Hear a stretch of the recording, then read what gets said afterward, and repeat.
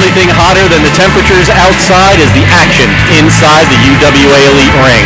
Welcome, wrestling fans, to Living on the Edge. I am the man of 1,000 spreadsheets, MC Hale. We have got title matches, we have got tag team matches, and one very special match that is going to be described to you by the man who is always next to me. I am talking about JC. What's going on, everybody? It is a scorcher today, and that's because I'm bringing the heat on commentary. It is the king of commentary. Shout out to Jerry, your boy JC. And wow, Ultimate Turmoil is going down tonight. I see a lot of tools at ringside. It's going to be interesting. Sitting next to me, as always, the man with a cold heart, UWA Elite Hall of Famer, Cypress. I also see tools. They're right over here. But in Hollywood, they celebrate summer by releasing movie blockbusters, and tonight for us, it's no different.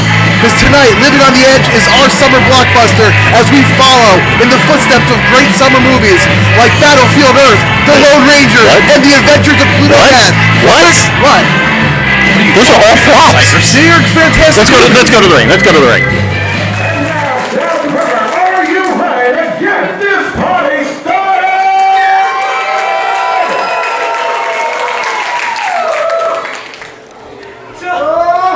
Oh, the double stomp! And that could be it. 1, 2, and the Lost Boys retain tag team championships.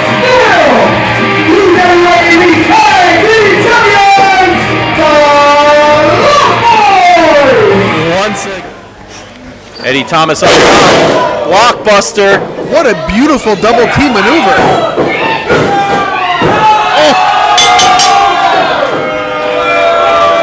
Oh, I can't say I'm shocked. Pretty Ugly has scored a victory. More like pretty impressive. So, you know what I think that means? I think we're next in line for these right here. What do you say, Eddie? I think that makes sense. See, you beat us, technically, but you had so much help. We had you right We where had a we whole wanted other you. team that was involved in the match. That's not fair. Now- That's not 2-on-2. We're the duo that you're afraid of now. You see that? Afraid? You We got our first win. It's our turn. You had your chance. We're gonna take it from you next month. Well, when he wakes up, we'll let you know. No, you're on. You're on. We're on. We're on. We got it next month. These guys. Bro, are you still asleep? Our opening match is scheduled for one fall.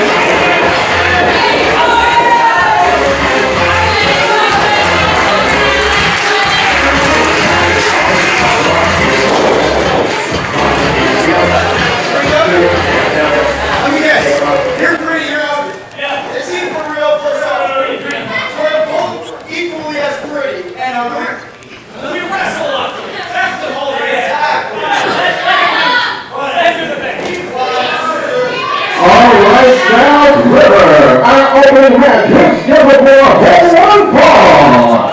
This is for the UWA Elite Tag Team Championship. Introducing first, the challenger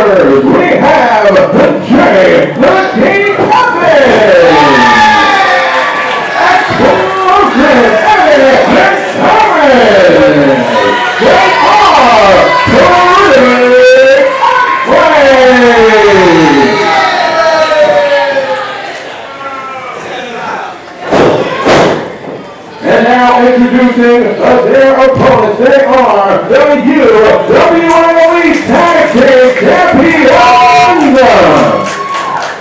your friendly neighborhood bartender,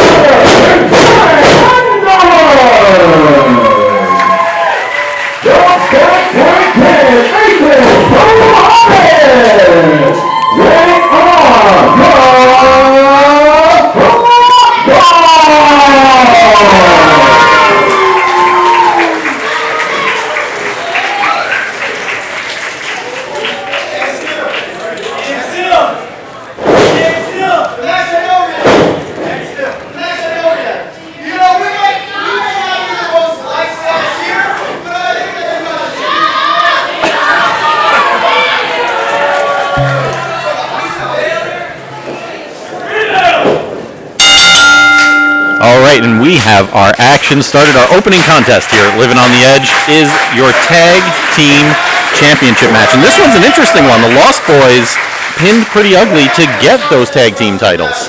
And yeah, Pretty Ugly has been bonding in ways I've never seen before. If their Titantron was any indication, they were playing. That was amazing. They were playing basketball. Absolutely They were amazing. in the pool, enjoying time together, having Jello shots. I'm not sure all those shots hit on the basketball court, but Jello shots didn't miss. Hopefully, they don't miss on this opportunity here today. The UWA Elite Tag Team Championships. Well, we get to celebrate greatness tonight when Eddie Thomas once again becomes the UWA Elite Tag Team Champion. I hope you guys are taking some Jello shots at me after that one happens. Well, Eddie Thomas has been saying, he feels his age, but I mean, Jay, the key, Evan's trying to lighten him up, saying, look, you look younger, you gotta feel as young. Yeah, you're only as old as you think you are, which I'm not really sure of the logic on that one, but we'll go with it. Oh, we got a push-up contest going on in the ring right now to kick things off. Is that why JC thinks he's older than 16? Eddie with the roll-up. Almost a quick title change. Oh, sweeping up those legs. Time out. Yeah, you get one a match, isn't that the rule? I mean, but until halftime, and then you get it back. Yeah. Yeah. Unless you lose the challenge, then you lose it. I feel like that's something that wouldn't be a bad thing for us to implement here at UWA Elite. The coaches challenge. Yeah, you go bring it up to Dave Swan. I'll be right behind you. Just don't turn around. just really far behind me. I got you. Are we doing crunches, sit-ups? Yeah. This is a battle of fitness. And Junior Underwood, though, taking advantage of the moment, going for an interesting pinfall. Still not enough, and another timeout. That was a little underhanded, because in a battle of fitness, Eddie Thomas would obviously win because he trains with his brother, Milo Thomas, who I don't know if you guys know, he's an Iron Man. Is he? He has never mentioned that before. Yeah, true story. Huh. Is that what all those medals are?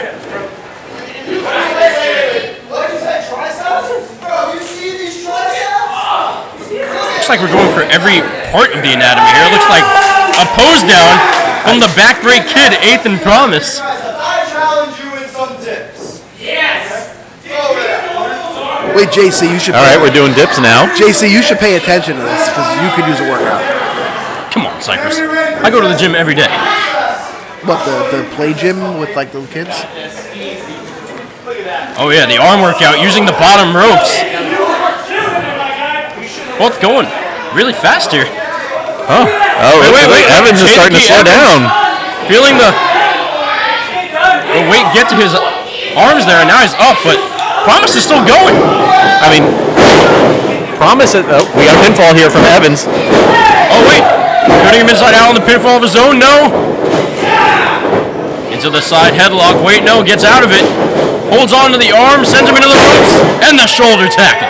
Now, Promise has pointed out that Evans has more experience, has more professional wrestling experience than both of the Lost Boys combined. And Eddie Thomas has been wrestling longer than Ethan Promise has been alive. I mean, that is very true. Oh! Evans going for the ride. And the drop kick. And the kip up from Ethan Promise.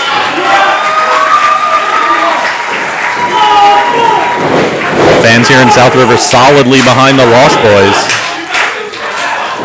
Promise tags in Underwood. Double team maneuver coming up. Shot to the gut. Kick to the face. Back of the knee. And two huge kicks to the temple. a double stomp to the back to follow. You know, I don't want to single anyone out, but I'm pretty sure if Eddie Thomas was in the ring right now, this wouldn't be happening. Just saying. You would say that. I mean, you are his number one fan, after all. So Evans is the weak link in this tag team, is what you're proposing here. No, I didn't say that. Don't put words in my mouth. I'm just saying Eddie Thomas is just interpreting. Speaking of Eddie Thomas, grabbing onto the ankle of Underwood so he can't get to that top rope, giving Evans time to recover, and he does. I think his shoe was untied, and Eddie Thomas is just trying to tell him. Well, he just knocked Underwood off the top rope, and a slug right to the face of Promise. Ooh, big chop. Big chop by Jay Evans. Oh, and another one. I mean, he calls himself the friendly neighborhood fire starter, but a fire is lighting up the chest of Underwood right now. Uh-oh, superplex coming up, and down they go! Felt like they were falling forever there. That second turnbuckle superplex by Jay Evans with a pinfall, with the cover. Now Jay the Key Evans back on the attack. Has him in position. Looks like he wants a suplex. Pointing out at his partner. Wait, no. Tagging him in. Some pretty ugly things are going down right now. See what I did there, Cypress? You can take notes there. I don't take notes. You can't tell? Oh, I can tell. Right. Look at the power from Eddie Thomas. Picture perfect stalling suplex. What strength?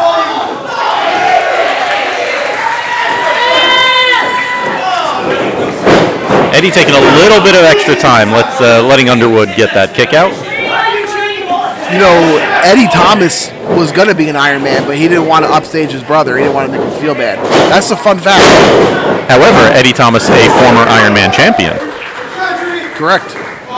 Former tag champion as well. And a stomp to the back of the head of Underwood as Thomas tags in Evans.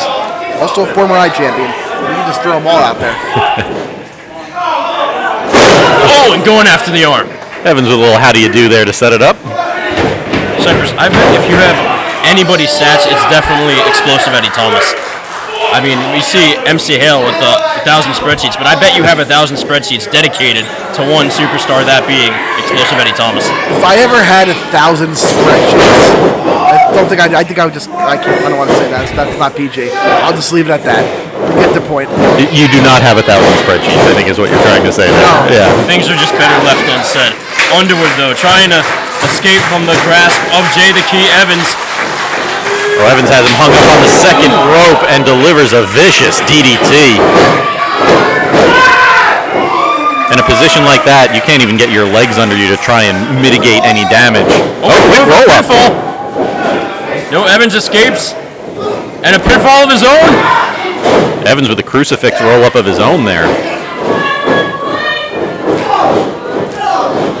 A couple of big rights from Underwood. Ooh, and a huge headbutt. Sending Evans into the ropes, but Eddie Thomas into the ring and out just like that. Looked like that headbutt took a lot out of Underwood also, trying to make his way over to Ethan Promise.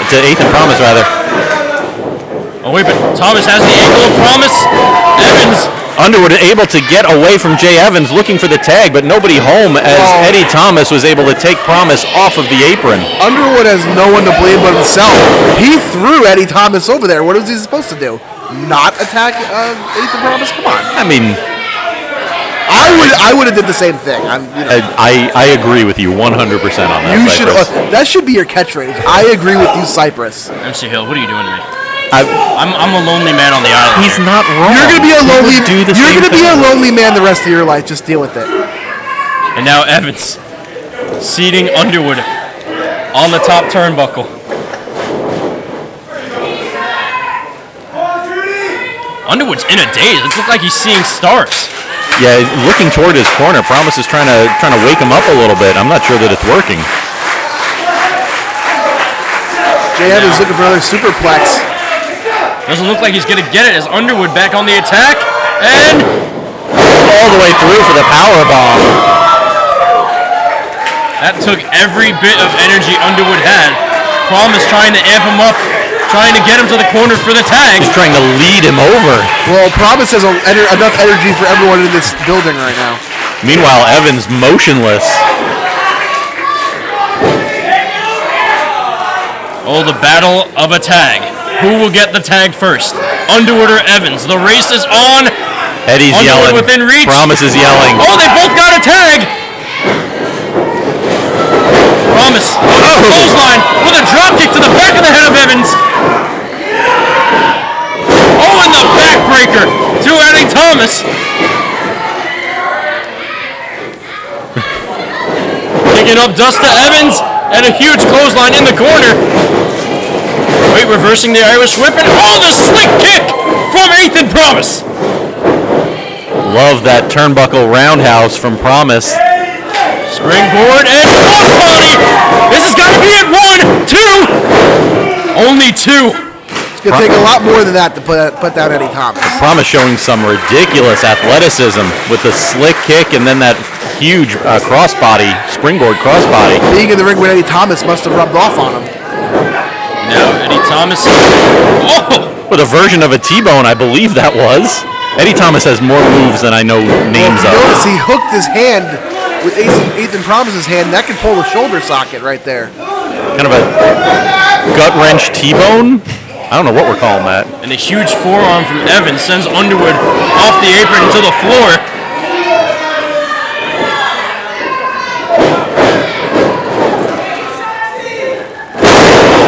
The fall-away blockbuster by Pretty Ugly. 1, 2, and oh, wait, Underwood there to break it up at the very last second. Evans thinks they won. You know, I don't want to be this guy, but I mean, he's not the legal man. He shouldn't be getting involved. We just saw a tag team maneuver from Pretty Ugly. It was awesome. It was very pretty. It wasn't ugly. Underwood gets tagged in.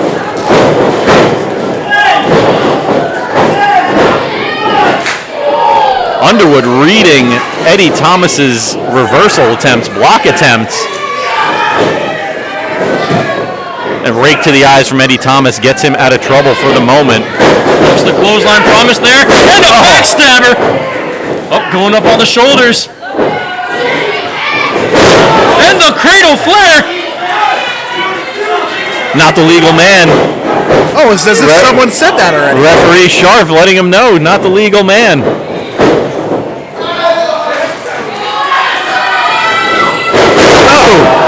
Evans trying to take advantage.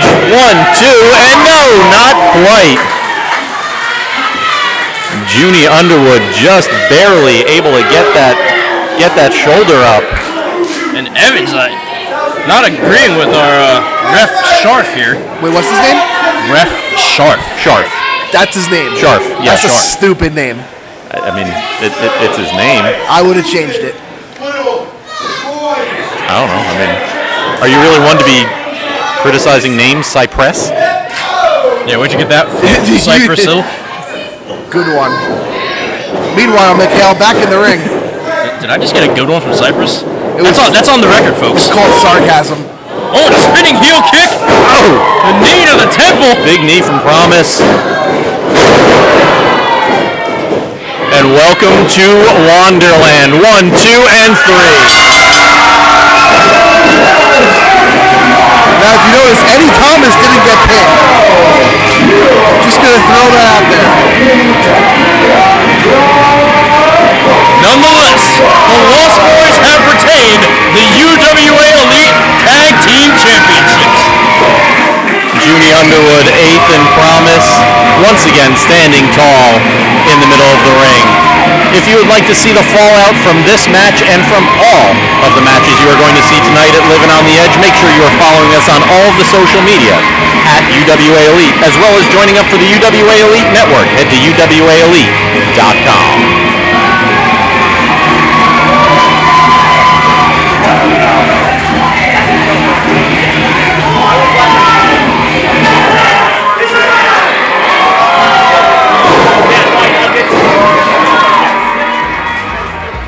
Be sure to follow UWA Elite on social media to keep yourself updated on everything UWA Elite.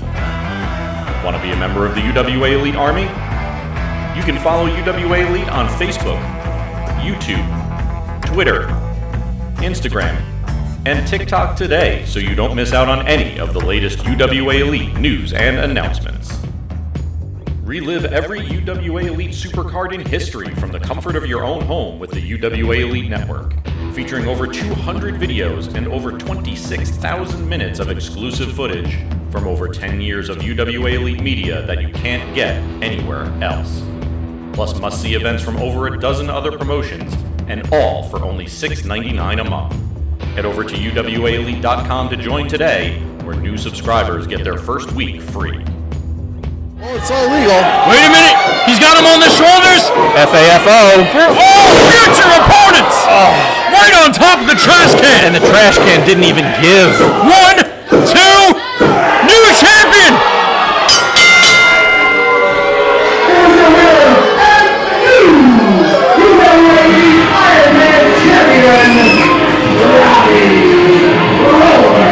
Gentlemen, that was indeed Insane Asylum matches and winning championship gold in all 3 of them. The Hunter. I don't care about this championship. You think I care about this championship? It doesn't mean anything to me. Taking out the weak links in UWA Elite is what matters to me. So as far as I'm concerned, it's the 3rd time I've won this championship. It means nothing to me anymore. It's obviously right in reach of me anytime I go for it. So I think I might just vacate this. I don't really care. Okay, if you're really the best, before you decide to give it away, why don't you see me one-on-one for it then? Oh, alright. So like, another victim for me, right? Alright, so I guess so. So one thing though, like, you want this? You can't touch me until the match. Deal? Simple? Good? It's a bet. Alright, Okay. awesome. So that's great, because when we wrestle, I'm gonna keep you chained up out back like the bitch you are. What? Yeah, that's no title match if you touch me. What's that? Hey, damn right. I'll see you later. Adios.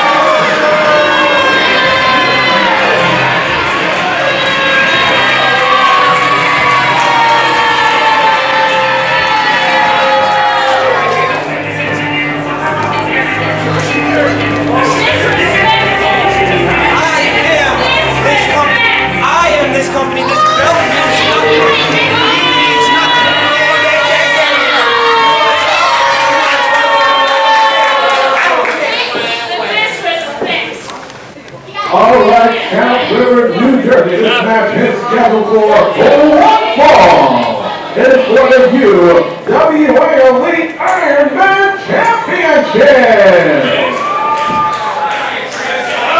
Introducing first the challenger for wrestling out of Patterson, New Jersey. He is the Silk City King from Bulldog, the Pittman.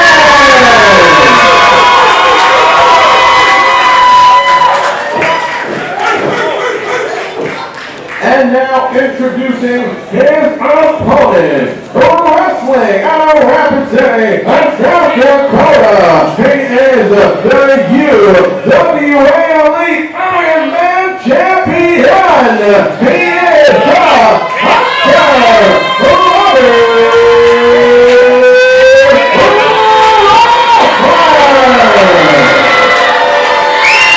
Robbie Roller just throwing that title belt down. We know coming into this match, Roller has said that he doesn't care at all about the title. The only thing he cares about is proving that he's the best in the UWA Elite. So for someone else to have that title, it's admitting something that Roller believes isn't true. Or in other words, eliminating the weak here at UWA Elite. Oh, you better watch out, JC. You might be out then.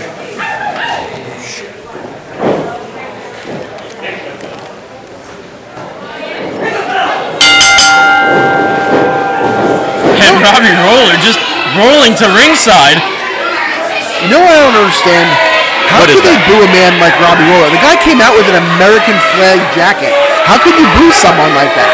It did look very, very Miles Thomas inspired. Well, I have you know that they are in talks to rename Independence Day to Robbie Roller Day because he's a great American. I had not heard that. Yeah, it's a true story. You just see the report on that. Yeah, it's been in the works for a long time. I got nothing for that, Jason. That's why they stormed the Capitol all those years. I mean, it's the most absurd I think I've ever heard. But you know, a lot of things go on in Cypress World. So. Well, Ref Ryan T up to 7 on his 10 count. Bulldog Pittman trying to. Well, the good thing for Robbie Roller is Ryan T can't count past 8. So. Now Roller finally entering the ring and the lockup. Bulldog pins Roller against the ropes. Only had so long. Bulldog Pittman saying that he doesn't really care about Roller claiming to be a champion, claiming to be a fantastic champion. Just saying the only thing he's mad at is Roller saying he's better than Bulldog. And Pittman taking offense to that. Well, let's just say Roller called Pittman a very non-PG word. He did indeed, yes. And that was enough to add more fuel to the fire. And whoa! The athleticism from Bulldog Pittman! And then that flying reverse heel. 2 count only. Bulldog Pittman is pumped up here. It's our first big action of the match, and now Bulldog is all fired up. Oh, vicious kick from Roller. Got him right to the hamstring. Now dragging him to the center of the mat. Roller's going to work on that knee now. Oh, and the stomp. And you'll see a lot of wrestlers using their backside to deliver that kind of a blow, but Roller just stomping with his foot, just really concentrating the point of impact there. And you can already see the tone of the match. Bulldog Pittman came out all guns a-blazing, all hot, and then Roller kept his calm. And now look, very quickly he's in control of the match. It didn't take long. Well, the Hunter sees the point of interest. But Roller doesn't care if he gets disqualified. And his accuracy is point on. That's what you call the champion's advantage, isn't that right? It is indeed. Roller can, and because he doesn't care about the title, he can do just about anything he wants.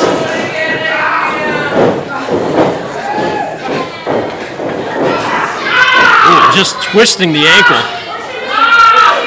And the pressure going to the knee as well.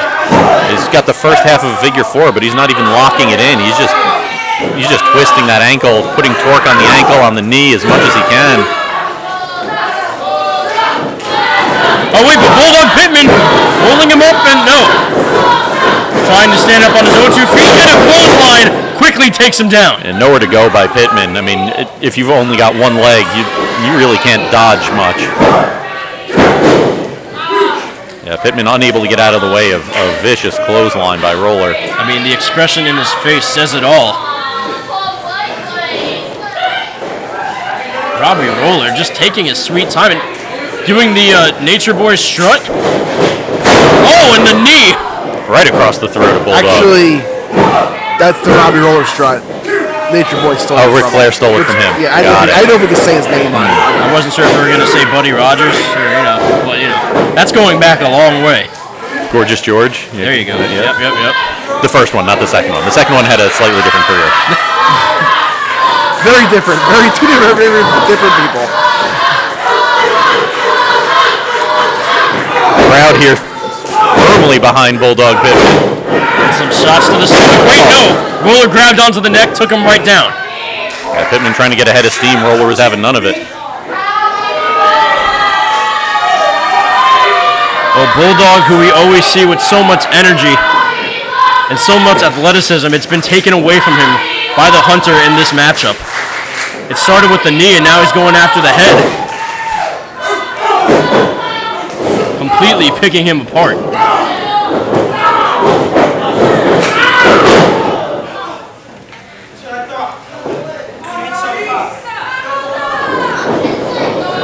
Oh wait, Bulldog Pittman up that from the spine buster! A big blow to the Hunter.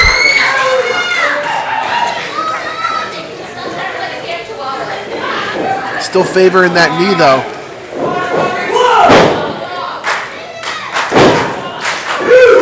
Both competitors down. Who will answer the count? Who will be the first to get back on both feet? I placed my bet on Roller since he can stand on both feet with all his weight applied, but... Oh wait, no, Pittman getting some assistance from the ropes. Yeah, both men struggling to get back to their feet. Both men able to do it. Blocks the punch. Hits Robbie with one of his own. And another.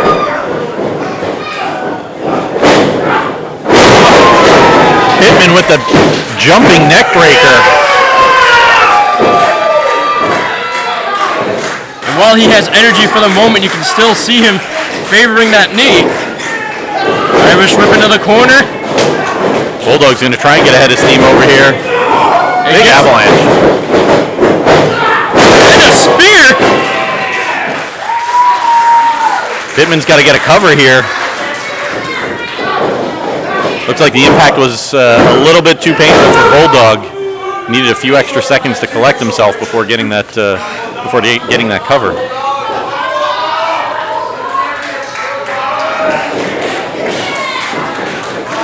And the dog is lurking. Pittman just stalking his prey, something we're used to seeing from Roller. Perhaps some mind games, and looked like he wanted a cutter, but no, instead gets driven into the turnbuckle. Bulldog going chest first into the top turnbuckle. Up and over goes the Hunter.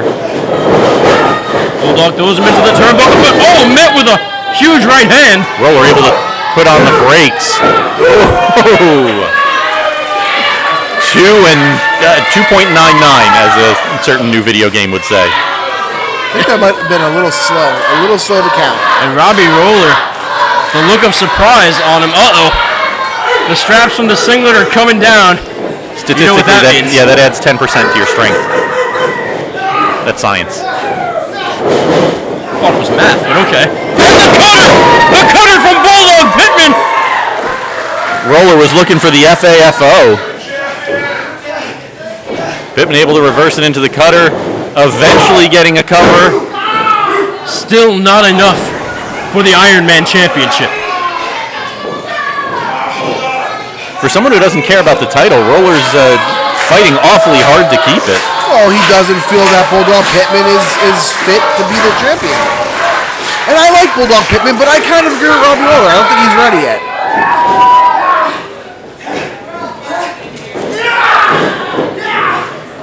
Shock collar maybe from Bulldog. Not enough. Wait, no, raking the eyes was Robbie Roller and a FAFO. For all future opponents. Wait, what's going on here? What is this?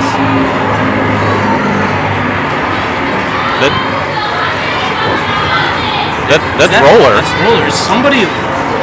Someone's filming Robbie Roller. Stalking Roller, or what is this? Like Roller setting up his blind there. This feels like an invasion of property. Oh no! That is KTB, the King of the Barons.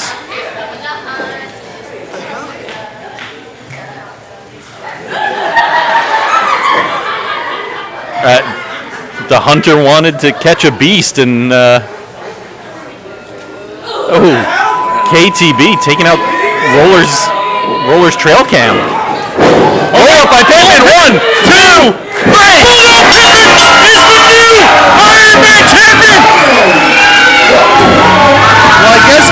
assist to KTB.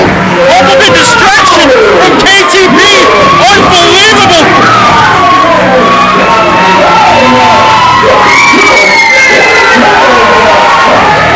He said he didn't care about the Iron Man Championship. And while he very well may care about it now, as it is in the hands of Bulldog Pittman. And look at the look on Robbie Roller's face. He knows he's been had. Bulldog Pittman, your new Iron Man champion. Robbie Roller may have a conversation with KTB in his near future. But speaking of the future, don't miss UWA Elite's 11th season at the Middlesex County Fair, August 7th to the 13th, featuring the 2023 Dynamite Davis Memorial Tournament and UWA Elite Crossroads. Visit UWAElite.com for more information on both of these events.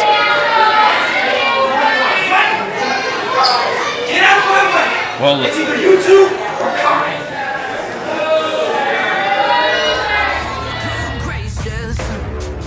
Here we come, better run, yeah, we're ready for war. Appetite is voracious when we're knocking at your door. Here we go, we're on a roll. They'll never stop us, no. So here we go. We'll never rest our bones. We'll never sell ourselves. They'll never stop us, no. So here we go. So here we go. For the detonator. They need to get Chris Powers out of the ring. He's not legal. Oh! Chris Powers just took a bullet for Joey Adams. Now Joey got called off a clothesline on the shoulders and Fireman's cap. Yeah, Chris Powers can be trusted, and you guys didn't listen to me. You know, even though we lost, I think I really proved myself to you today. Chris, it's been a long time. Wow, I haven't been a tag champion in years, and maybe this is something we should be doing. Everything happens for a reason, right? So I think we should make a run at those tag titles. One more time. You guys just automatically jump to the front of the line to get the UWA Elite Tag Team Championships. What makes you think that? Well, we're both at the bottom of the barrel right now, so looks like we're pretty even, I'd say. Bottom of the barrel. So how about next month, this little tag team gets in the ring with us. That winner gets the title. That, or we could do it right now. That offends me.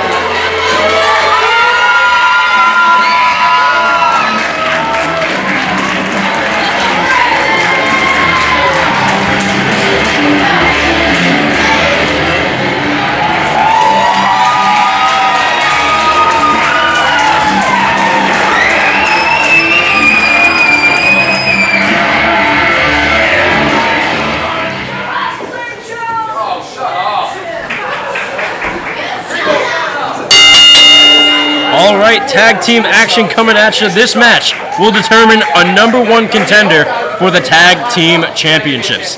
The Just Us League looking to become 2-time UWA Elite Tag Champions. As we've seen the Severed reformed, looks like they're back on the same page now that Chris Powers took the metaphorical bullet for Joey Adams at our last show, taking a spinning heel kick right to the face. And I think they're playing rock, paper, scissors to determine who's going to go first. See, they're on such the same page that they both keep pulling the same one. 1, 2, 3, no. And Just Us League joining the rock, paper, scissors party. I'm trying to show them how to do it right. Double D. Come on. And it worked to the Severed's advantage. Going on the attack, sending both Steeler and Michael to ringside. Steeler dragging out Powers. Adams going on the attack of Anthony Michael. Oh, face first into the apron. SG Hale, you want to say it? I mean, they do say that is indeed the hardest part of the ring. You got to say it at least once per event, otherwise it doesn't count as an independent wrestling event. And Steeler going for a ride on the ropes. I don't make the rules. It was a back elbow and a shoulder tackle combination. Not exactly what they were going for. All right, Severed calling for a double clothesline. Don't know if they had the same pace or the same direction there, but maybe they're not on the same page. Maybe I was mistaken. I mean, it got the job done. 1, 2, 3. There you go. Third time's the charm. The Severed working out their differences here. Oh, Anthony Michael sending Joey Adams into Chris Powers. And now Michael tags himself in, kick to the gut, shot to the back. Looked like Adams wasn't 100% sure what happened there. Steeler placing the boot on the top turnbuckle and planting Adams' face into it. The Just Us League has the anti-hero right where they want him, in their corner. Steeler reminding our referee that he's got a 5 count. He doesn't have to break before that.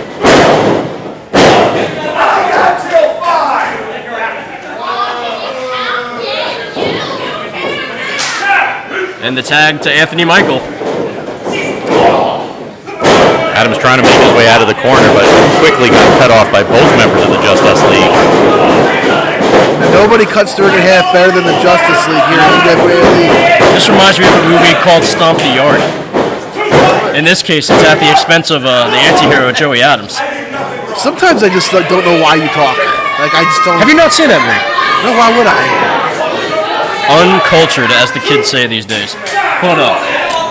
Did you learn that in 3rd grade last year? Cypress, I have a bachelor's degree, bud. Ooh. Chris Steeler lifting the knee into the jaw of the anti-hero.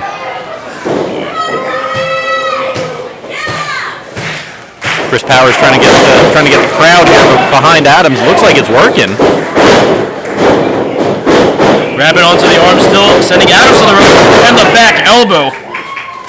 Looked like he got him right in the middle of the chest. The standard bearer jawing with the anti-hero right now. And just relentless right hands, non-stopping. And pushes Powers nearly off the apron. The Just Us League with the long distance tag. Getting Anthony Michael back into the ring. The referee tends to Powers. Oh, and a drop kick between the shoulder blades. 1, 2. Only 2. Yeah, Chris Powers, unfortunately, not doing his tag team partner any favors there. The time that referee Sharp has spent getting Powers back out of the ring is time that the Justice League was using to go to town on Joey Adams. Thankfully, I met with you beforehand. I thought you said Ref Shark. Sharf. You were learning his name. Sharf with an And F. I would have said, what a great tribute to John Tenta. But, clearly You know not what? the case. I gotta give you that one. I don't say that at all. Did you hear that? That's twice he said that to me today. I did. Anthony Michael going up high with the kick and then a DDT coming through the I'm not ropes. gonna tell you what I thought his name was, so we'll just leave it at that. Yeah, we cut that part of the audio. Steeler back in the ring for Anthony Michael. All right, Steeler says, I'm going to show you something really cool. Let's see what he's got in mind.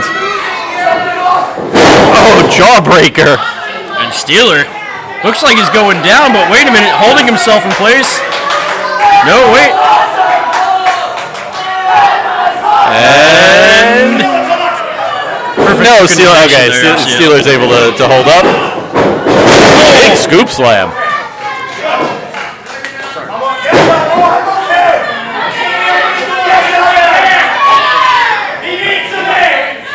All right, Steeler up to the middle turnbuckle. Adams flat on his back. Oh, but the boot. Uh-oh, I don't know. Is he gonna go down this time? And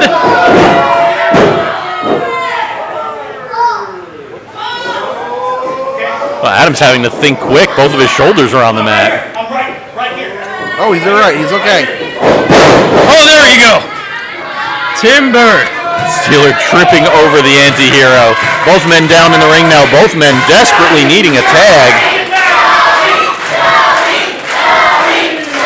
Crowd here firmly behind Joey Adams. I don't think... No, Steeler, you're in the wrong corner, buddy. Steeler tries to tag in Chris Powers. He did it in his head pretty hard on the mat. Michael misses with that right hand. Powers. Couple of rights and then a chop. Oh, what a chop.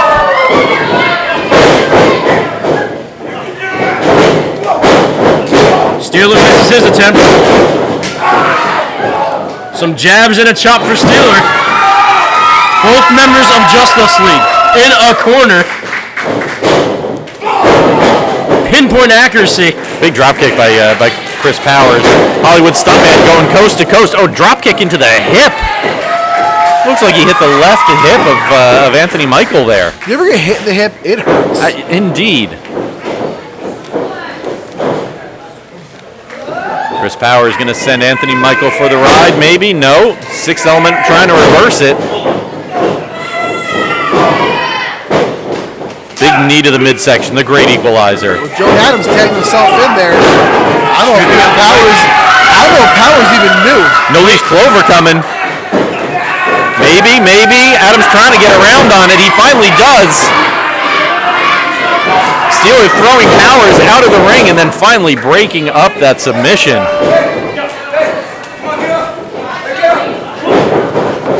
Steeler telling Michael look for a double team maneuver here. And that was one heck of a double team maneuver. The face buster with the neck breaker combined. Bit of a bulldog thrown in there for good measure. A mixture of everything in that one. 2 count only, however. Steeler trying to steal the victory, telling ref Sharf that he's wrong. That was 3. Well, if this ref's anything like our other refs, he'll be wrong a lot. Steeler just pushing referee Sharf out of the way. Yeah, he probably deserved it. Zyper saying before that the Justice League excellent at cutting off the ring. However, the double team maneuvers also a point of expertise for Steeler and Michael. They're tag team specialists, no doubt. Are we going for it again? Part 2, wait, no, Powers right there. Roll up and backslide. 2-4-6.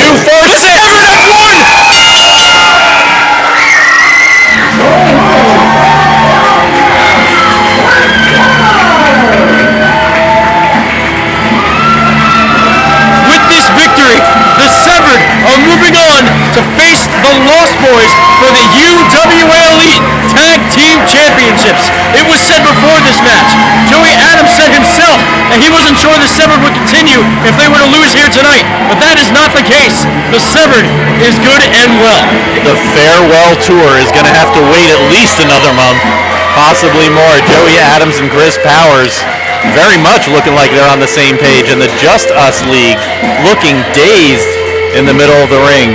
Up next, we have the UWA Elite iChampionship match, Eric Corvis against Flash Carter. Let's take a look at how this match came to be. This is your UWA Elite Rewind. We are taking a look back at aggression. TJ Blade has ever done.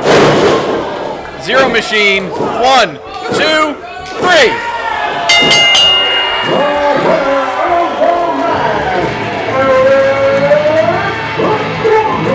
And what a way to kick off UWA Elite's Gold Rush. Ladies and gentlemen, iChampionship match is an iChampionship title shot at aggression. Well, he wanted gold. Hit him, Joey. Oh, wait, did I say that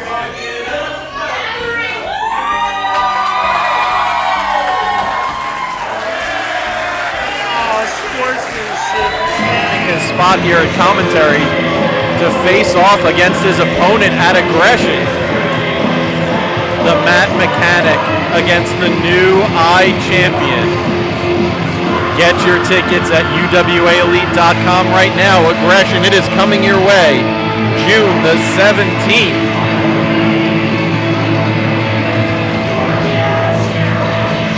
Sick human being. I'm just saying, that's how you get under guy's skin. That's how you capitalize. Referee Ryan T, though, taking the belt. Oh, wait a minute! The treasure chest! Oh, no! Hit over the head with the chest! Referee Ryan T saw it! And that cost Corvis the iChampionship. Every time the iChampion put this belt on the line, the fans got the vote on the stipulation for that match. So why don't you prove to me you're a true iChampion, and at Livin on the Edge, you put that title on the line one more time the right way?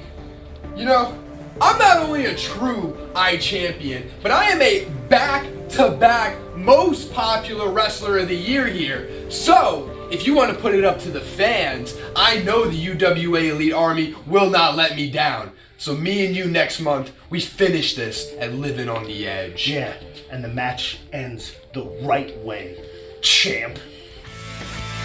Celebrate your birthday with the UWA Elite All-Stars with the all-new UWA Elite Birthday Bash packages. Get early access to a UWA Elite event, exclusive pre-show meet and greets, and priority seating to a UWA Elite Supercard. Availability is limited. Head over to UWAElite.com for more information and make your birthday party legendary.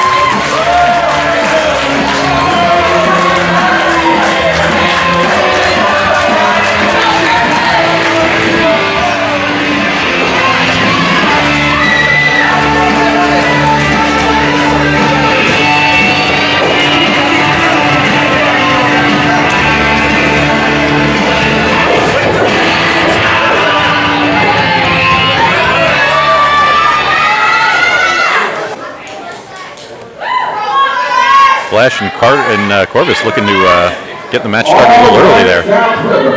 Next up, it's a special match where you, the fans, voted on the stipulation. It will be for the UWA Elite iChampionship.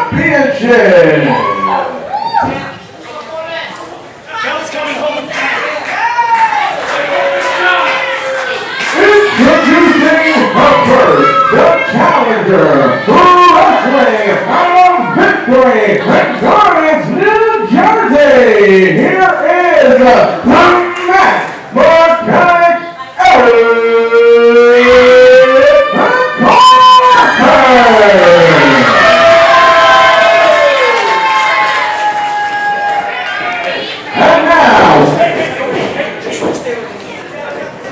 please. And now, introducing his opponent!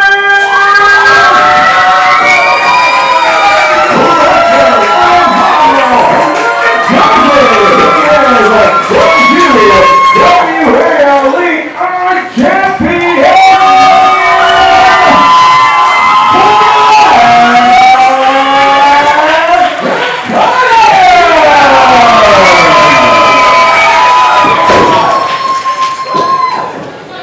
And now, ladies and gentlemen, at this time, we are going to go to the screen. We're going to see on what you voted on. The choices were tables, ladders, or chairs. Corvis already bringing a chair into the ring. Let's take a look. The stipulations, will we have ladders? Will we have chairs? Will we have tables? Yes, you voted for chairs. Next up, table. And hang on, the math on that says we've got a tie. 45%. There was a tie between ladder or table. Oh wait, President Dave Swan. All right, approaching the ring here. Yeah, are we doing both of them? All right, ladies and gentlemen, if I can have your attention, please. I'd like to thank all of you here and everybody watching the UWA Elite Network that voted on this poll here. You see there's a little bit of a complication, but we're going to take care of it right now.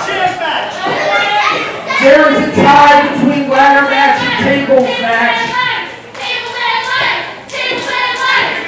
You know what? That's a pretty good idea.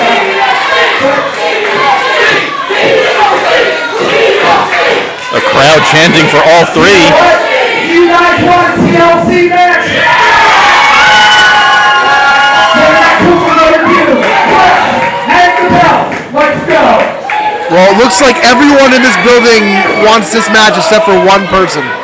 And he's sitting in the chair in the ring. And currently with his head in his hands, the mat mechanic Eric Corvis. So yeah, tables, ladders, chairs, everything is legal, and the match will end by someone grabbing that iChampionship belt from high above the ring.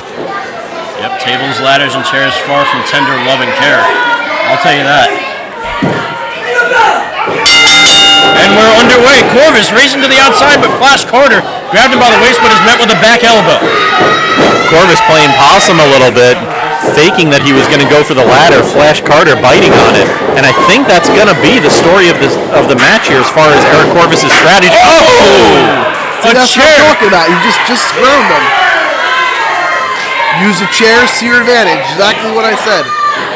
Corvis using those extra 17 years of experience to take out the young Flash Carter.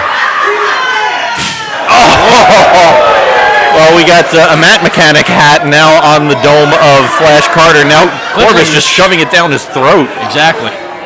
And placing it back on the fan in the front row seat. I think he might have just smashed Carter's hand onto the table. Indeed, yeah, using that chair. There's a bit of a lever there. Well, Corvis wanted a chairs match, so you got to wonder if he prepared for a chairs match. Count Corvis. He's going to count chair shots. I think I've seen this as a meme. I'm pretty sure I have. Cypress, you know what a meme is? Does Count Corvis make it up to 3? Yes, he does. Considering you didn't answer that, I'm going to take it as a no. I'm just going to leave it as is because I have 100 jokes and I'm trying to be nice to you. You know, I wonder what's happened to you, Cypress. You're trying to be nice to me. You gave me 2 good ones today. Don't worry, it's not going to last. I know I can't. A kinder, gentler Cypress today. I don't have that much strength to be nice to you for that. Ooh! And the ladder. The first time we've seen a ladder being used in this match. JC, this is perfect. You missed Sesame Street today, so now you can count along. It's like you got it right now from Corvis. Fun fact, I did have the Sesame Street game on my first ever PlayStation. Is that a fun fact? For me, it is. Okay. Yeah, you have a different view on what fun is. Well, you know, F is for friends who do stuff together. U is for you and me. And is for anywhere and anytime at all. Anyone who wants to finish that. No, please continue, however. That's a reference to a childhood cartoon show. Anyway, back to the match here. Corvis with the ladder into the gut of Carter, continuing to count off each impact. Does that count now if Flash does it, or how does that work? Oh, did you hear that? Into the steel post. Good grief. And now into the ladder. Holy buckets. Never heard that one before. That's interesting. I like that one. I use it from time to time. Oh, who would use a holy bucket? It's ineffective. I would think, when baptism is in order. Flash with the ladder on the outside, going up. Are we going to see a flash splash from the outside? Is that what he's going for? That is an extreme height right there. Oh! Just getting him with that crossbody.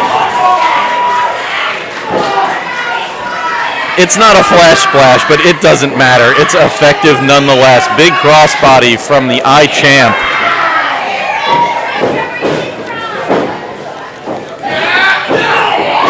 And the forearm to the head, followed by a chop. Blocking the shot. Gets one of his own. Ooh, going after that hand again that he injured a little bit earlier on in the match. Just lighting up the chest of Flash. Oh wait, but now Flash catching Corvis' head. I mean, now a battle of strength taking place.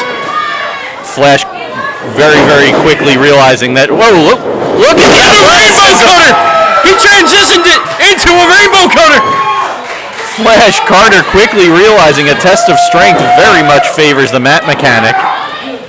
Turning it somehow into a rainbow cutter. That was ridiculous. That was one of the coolest things I've ever seen Flash in Carter, UWA Elite history. Flash Carter setting up that ladder. No, you gotta go more than one run, Flash. Flash able to get his fingertips on the belt. Not exactly the most stable ladder. You can see it wobbling. Corvis now up to his feet. A shot to the back of Carter. Has him by the waist, and the German suplex. German from off the ladder. Well, Eric Corvis before this event saying that he basically suckered Flash into asking for this matchup, knowing that a disqualification would prompt the younger man into wanting to prove himself, wanting to show that it wasn't just a fluke. Flash saying that winning by disqualification felt wrong. So, Corvis, I guess, kind of suckering Flash Carter into a TLC match. That's so dumb. Just take the win. Corvis now nearly up to the belt. Here comes Flash. Oh, and a drop kick, sending Corvis off the ladder. Both men are down. Wait, no, Carter crawling to the corner. Corvis looking for that 39th birthday gift of a championship belt. He's only 39 and they're calling him Grandpa?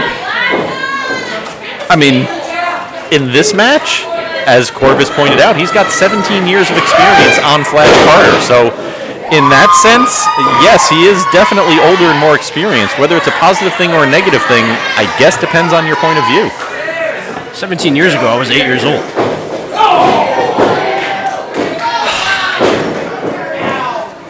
"17 years ago, I stopped teaching." That is something I've never heard of before. Oh, and the turnbuckle. Carter goes head first. And now a stomp at the foot, rather. Excuse me.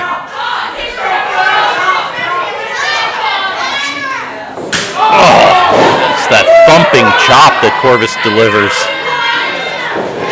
Into the ladder goes Corvis. Midsection meeting with the metal. Now Carter measuring up the position of Corvis. Waiting for Corvis to turn around. Here comes Flash. Oh no! Wait! Caught himself on the ladder and blockbuster from the ladder. This is what Corvis needs to avoid. Taking blows with the ladder or chairs or anything, and then taking high impact offense like that. He's got a ground Flash, and he has not done that job yet today. Flash Carter has had answers for everything that the mat mechanic has done so far. That was a huge blockbuster, you can bet. Oh! There is no renting movies for Eric Corvis tonight. The chair to the back of the mat mechanic. Now positioning the ladder in a different way. Flash not going for the belt, rather setting up the ladder once again in the corner. Corvis catches him and just an avalanche onto the ladder. Just smushed him on there. Now just throwing his head first into the rungs of the ladder. Corvis picking up another one. Corvis looks like he's going to go for the title belt now. Perfect. Maybe position. not. He saw movement out of Carter and thought better of the idea. Probably a smart move. Once Flash Carter able to get back up to his feet, that speed and athleticism going to mean Corvis didn't have very, very long at all to go after that belt. Now Corvis taking a seat and has Carter wrapped by the neck. Oh, just trying to remove his head from his body. See, this is the offense you need out of Ever Corvis if he wants to win. No disqualifications. No referee to tell him to stop. I think Flash is out. Like I said, Corvis can now just take his time climbing up that ladder. Yeah, I think Carter's unconscious. So yeah, Corvis can. Well, instead of climbing up the ladder, Corvis is deciding to try and inflict a little bit more punishment here. I think he's bouncing that ladder on the leg of Carter. One ladder goes out to ringside.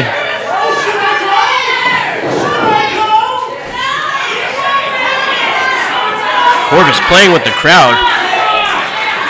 Again, positioning that ladder right underneath the iChampionship. All right, Corvis beginning that climb to the belt. Fingertips on the Flash is title. Oh, and a huge flash drive! Flash drive from one ladder to the other.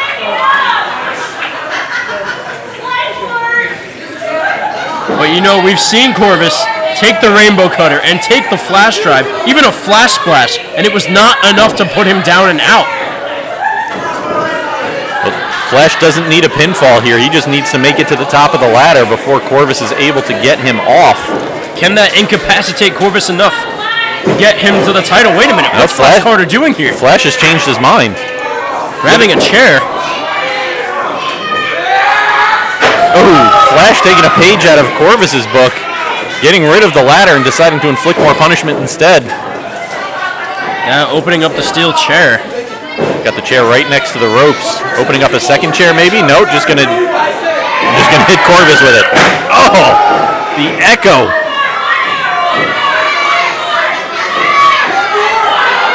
The crowd calling for one more. Flash more than happy to oblige. Well, Corvis dished it out at the beginning of this match. Oh. Corvis was yelling to Bose for help. Yeah, I don't know. The wretched Bose, our cameraman at ringside. I think that is the last man to help. And look at this close-up. You gotta bet that was one of Bo's favorite camera angles. You see the close-up that the wretched Bose was able to get there as Flash was taunting Corvis. Corvis yelling at our referees here at ringside for removing the ladder, saying he wants it back in the ring. Setting up a couple of chairs as well. I think we know what's coming here. I mean, there's an easier way to do that, but... Looks like the locks nearly broke off that stump. Well, of course, what I think he's going to do, it's not going to matter. Couple of kicks from Flash. Ooh, just a vicious right hand.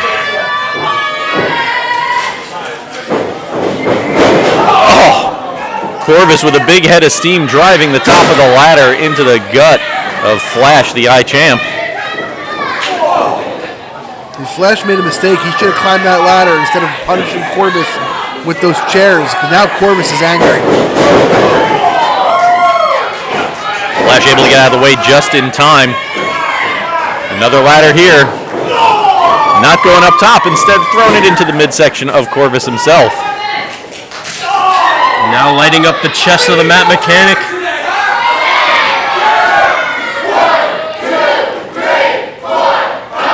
So Corvis was counting chair shots earlier. Now we've got the crowd counting those punches to the head of the mat mechanic.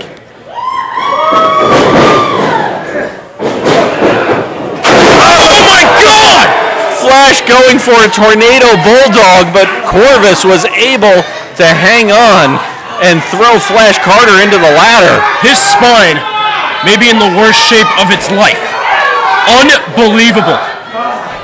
Well, I mean, it might be in a bunch of different shapes after that. Corvis saving himself from a whole lot of damage there. He's setting it back up again. One wasn't enough. Do it again. Complete and utter annihilation. That is the goal of the Mat Mechanic, Eric Corvis. To put Flash Carter out of commission and become the iChampion. And Corvis challenged him, prove you're a true iChampion. Do it the real way. Oh! A shot into the tailbone. Once more, setting up that bridge with the 2 steel chairs and the ladder. And I don't know if you've ever injured your tailbone, but there is not a darn thing you can do about it. I mean, the injuries will continue to rack up here for Flash Carter. I wonder what comes next. Oh, Corvis eyeing up. We're going for a zero machine onto the ladder with a smile from the Mat Mechanic. Carter, though, wrapping his arm around the top rope, preventing it from happening, grabs a steel chair. And right to the spine of Corvis. Another one into the head of Corvis. One more to the back. Yes. Corvis now on the ladder in a very, very precarious position. The ladder starting to break underneath the Mat Mechanic. Oh no. His head is on the seat of the chair. This can't be good. This is a career ender here. Flash splash! Oh my god! The neck of Eric Corvis getting jacked up by the seat of the steel chair as he goes crashing through the ladder. Flash splash by Carter. Is he going to retain the iChampionship? And Eric Corvis is the one who reset that ladder back up. He had Flash where he wanted him, and it came back to haunt him. The maker of his own demise, possibly, if Carter can pull off the victory here. Throwing the ladder to the outside. I almost shook out of my seat there for a second. It was coming towards us. I'm keeping him down. Flash saying, I'm keeping him down. And another chair shot from the champ. This is absolutely diabolical. What's our chair budget for this event? Because we're going through them like... Ooh. Something tells me we're not going to be having many chair matches in the near future. Bit of desperation from Corvis, but it's working.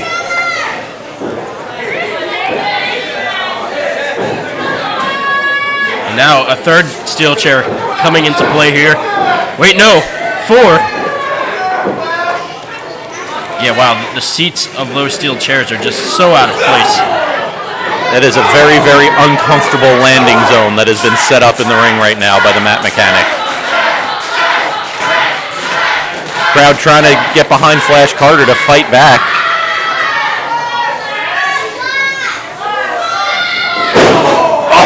I mean, it's all headbutt. Yep, that was a headbutt. That was a headbutt. It's all legal. Yep. Corvis superplex from the middle turnbuckle onto the chairs. Maybe. No, wait. Flash is fighting his way out. Flash is blocking it. Oh wait, did he bite the back of Carter? Did I see that correctly? Oh, zero machine from the Mat Mechanic. No. Oh, the gear shift. Once and the again, zero machine on top of the steel chairs.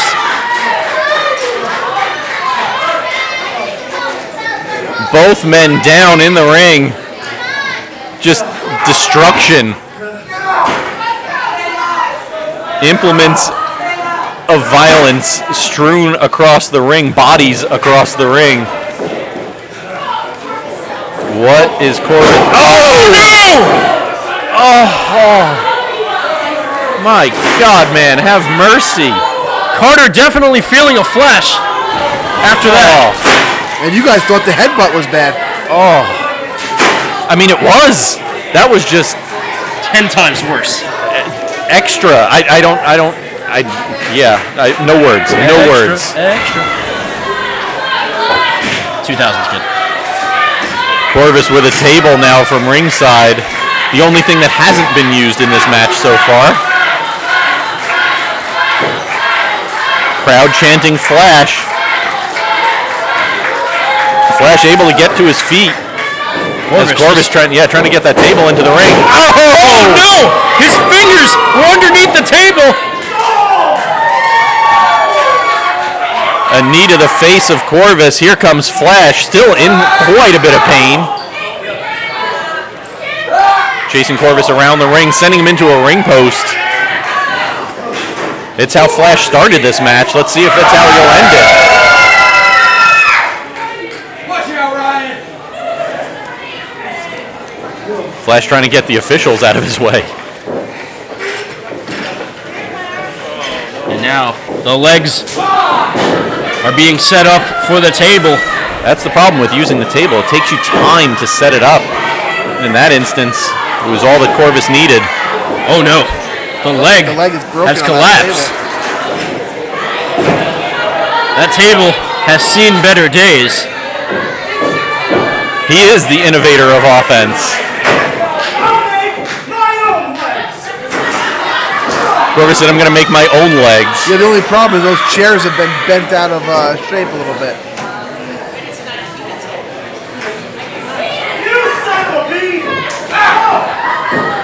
Nearly let one slip there, did Corvis. Corvis criticizing the chairs while Flash Carter finally able to get his wind back a little bit. Oh my gosh. This is just not working out for them. All right, So well, out of proportion. we've got a table.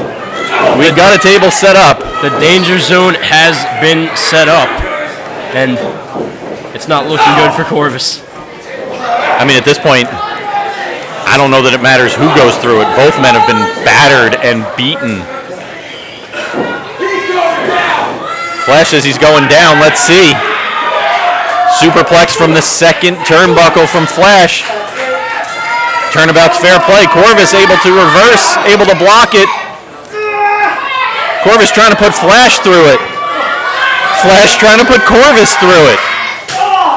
Big chop by Flash. Flash grabbing onto the knees, trying to position Corvis just right.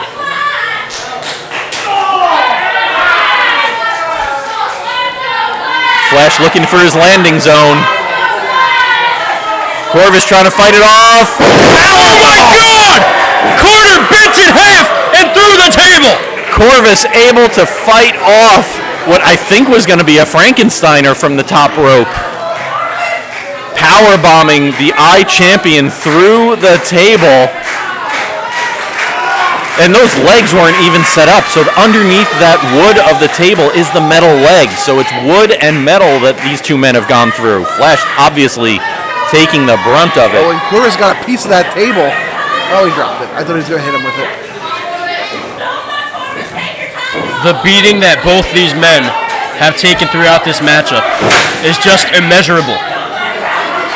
Interesting, Corvis throwing the ladder down. I mean, eventually you're going to need the ladder.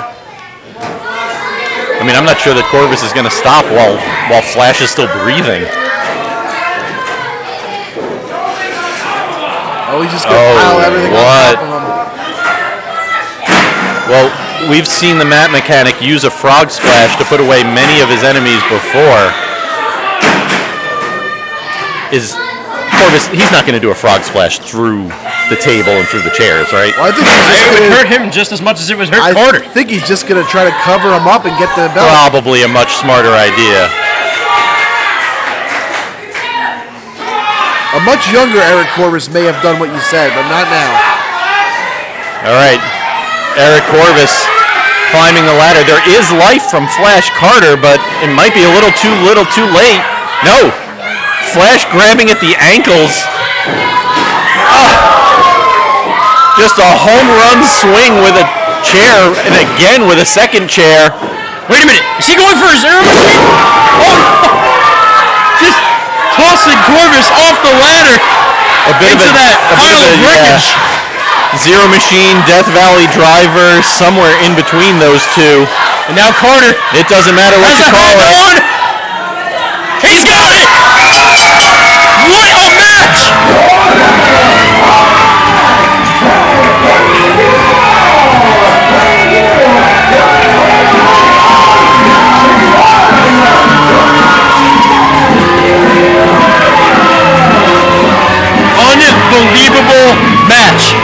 to Matt Mechanic Eric Corvis and iChampion Flash Carter.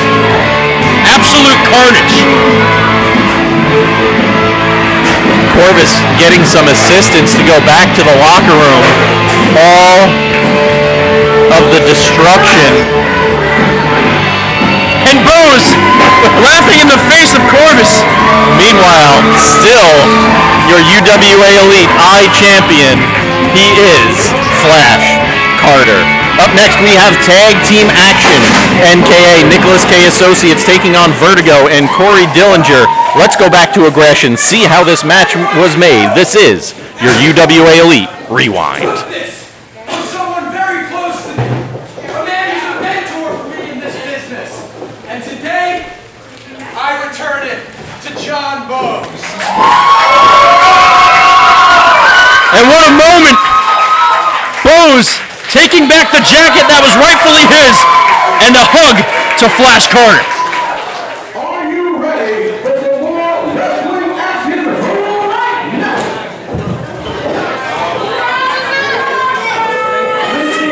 Everybody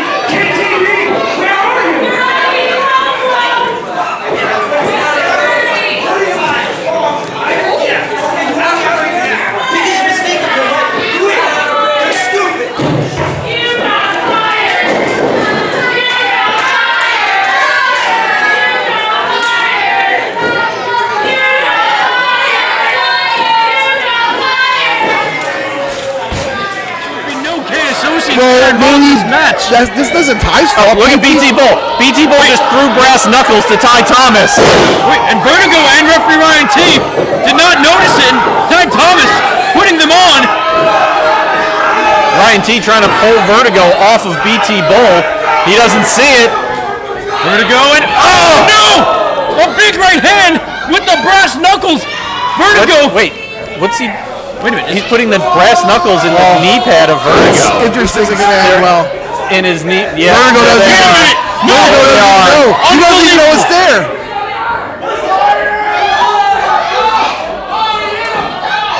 Oh no! Don't do this! Oh, the match is over. Bull and Thomas are free to do as they will. Corey Dillinger out to ringside. Corey Dillinger helping out Vertigo. Look at Tech. Wait a minute. Vertigo and Corey Dillinger coming to the rescue of King Tech. Taking out the brass. Take him out. Take him out of here. Get him out. Well, that doesn't seem fair.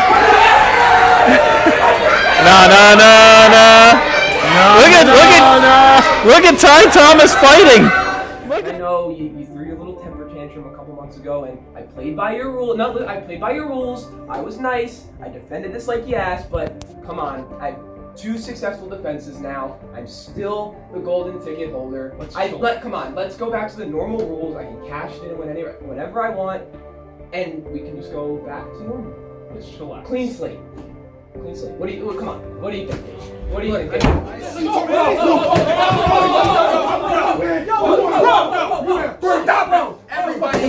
Everybody, calm down. Listen. Whatever this is has to come to an end. We are going to settle this in the ring. Next month at Living on the Edge, it is going to be Ty Thomas and BT Bull against Corey Dillinger and Matt Vertigo. And we will put all of this to rest. Love it. Understand? Yeah. We good? We're good. Oh, we good. We're good? Oh, we good. All right. You say that he had to defend that briefcase every single show? I kind of think he needs to defend that. Shut up! No one's talking to you. No one's talking to you, Bull. Stay in your lane, bro. I think he needs to defend that briefcase. This is what we're gonna do. We're gonna make this fair for everybody. We're gonna have the tag team match, and if you guys win, the stipulation on the golden ticket goes back to normal. And if you win, you guys will face Ty Thomas in a triple threat match for the golden ticket briefcase. Can I get three? Hey! Look out of here. I appreciate it. We all good? Okay, good. We cool. All right, Cool. thank you. We cool. I appreciate you. Give me that back.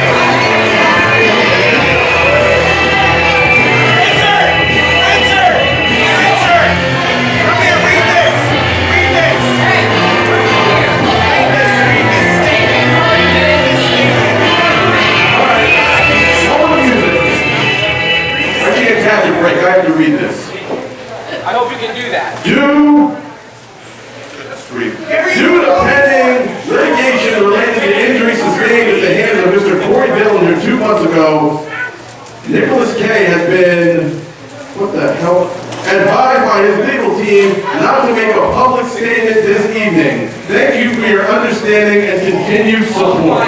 Thank you.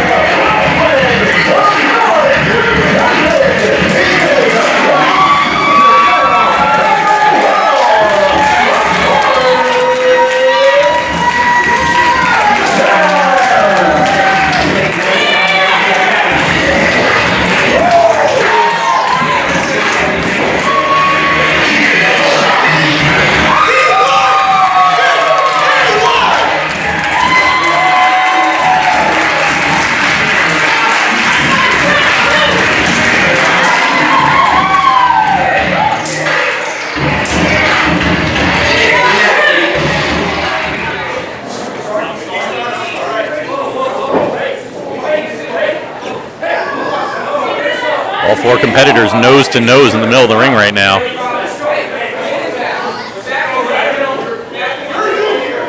Looks like we've got Bull and Dillinger going to start things off here. A whole lot on the line in this tag team matchup. If Nicholas K. Associates wins this match, then Ty Thomas no longer has to defend the golden ticket anymore.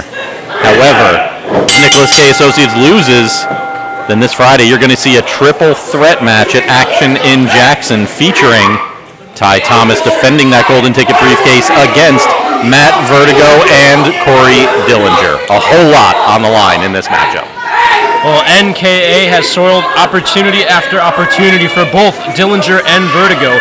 Can they soil this huge opportunity by not granting them a golden ticket opportunity? Technically, no titles are on the line tonight. The golden ticket briefcase is not up for grabs. BT Bull's UWA Elite Championship title not up for grabs. However, the title picture can change a whole lot based on the outcome of this match.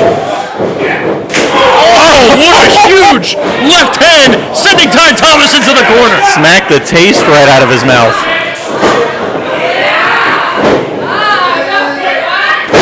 Oh, and now the arm.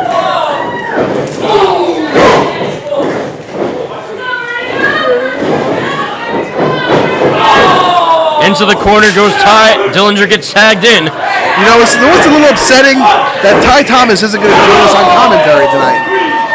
I like to think of it as a blessing. And yet somehow we will go on.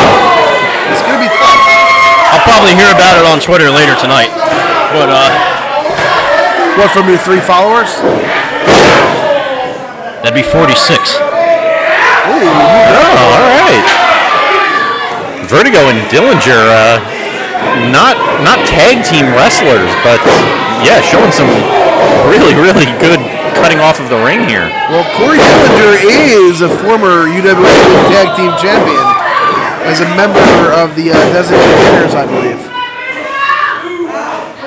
Going back a little ways with Hedges, if I remember correctly. Is that correct? That is correct. Yeah. Shout out to Hedges. Yeah, I remember some of my UWA Elite history. What spreadsheet that on, like 657? No, it's from joining the UWA Elite Network, which you can do at uwaelite.com for only $6.99 a month, and your first week is free. Cheap plug on the show? Check. If I wanted to find them, how would I follow them? Is it at UWA Elite? At UWA Elite on all the social media. How many more can we possibly do? Vertigo just throwing Ty into a scoop slam by Dillinger here. Doing some curls with the weight of Ty Thomas. Bull trying to tag in onto Fallaway slam. Sends him to the complete opposite corner from his partner BT Bull. Still going to take a lot. Ty Thomas not that easy to put away, as we have seen all year. We also forgot to give credit to somebody. Okay. Credit. Nicholas, go ahead. Nicholas K. He's out here in a wheelchair, for God's sake. Like, what dedication. He shouldn't be here. He should be laying at home resting. I agree. I would very much prefer if Nicholas K. was not here. As would I. But now that's not what I meant. Stomping Ty Thomas in the corner. Ty Thomas has been taking a beating from the opening of this matchup. Yeah, BT Bull has yet to get into the ring. Oh! Still making his presence felt, though. With a knee to the back of Vertigo. Ty Thomas knee crosses Vertigo and he hits him with the knee.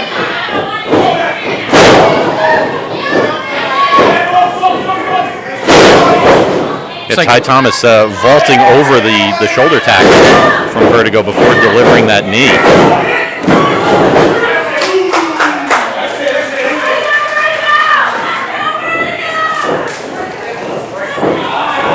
And some of these early pinfall attempts, some of these early covers aren't so much about getting the victory. It's a lot about wearing down your opponent. If you make him expend energy to kick out, that's less energy he's going to have later.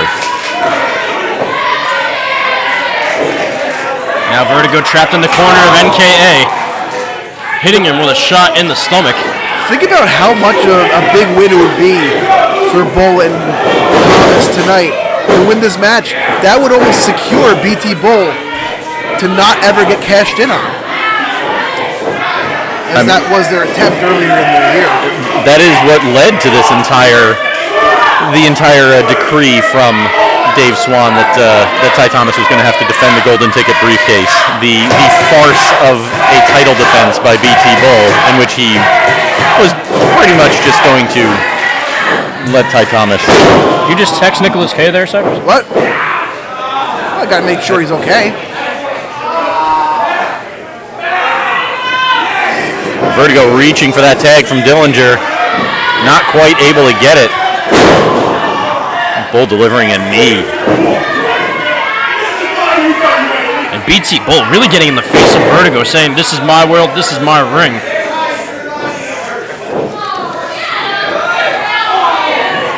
Now Vertigo in the corner. Shot to the head. Dillinger trying to get the UWA Elite Army to rally behind Vertigo. Both Ty and Bull referring to the UWA Elite Army as a bunch of crybabies. A bunch of crybabies running to, as they said, Big Daddy Dave to get what they want. Ooh, what's sweeping out the legs with a knee. Looks like it might have got him in the stomach, actually. On the sideline there, you can see the frustration of Corey Dillinger after that shot to the gut. Dillinger thought Vertigo was going to turn it around, thought maybe he'd be able to make a tag, but yet he's still sitting on that apron. Meanwhile, NKA able to make the tag as Bull brings in Ty. Ty continuing to choke out Matt Vertigo. And wow, Vertigo is in a bad way right now. Yeah, in the wrong part of town. Absolutely. I was just about to mention that myself. But now, the arm wrapped around his neck. Pressure being applied. Well, we saw it a little bit earlier from Vertigo and Dillinger. They were able to cut off the ring very, very well and keep Ty Thomas in their end of town. And now it looks like NKA returning the favor. Matt Vertigo not able to get anywhere near the diligent one.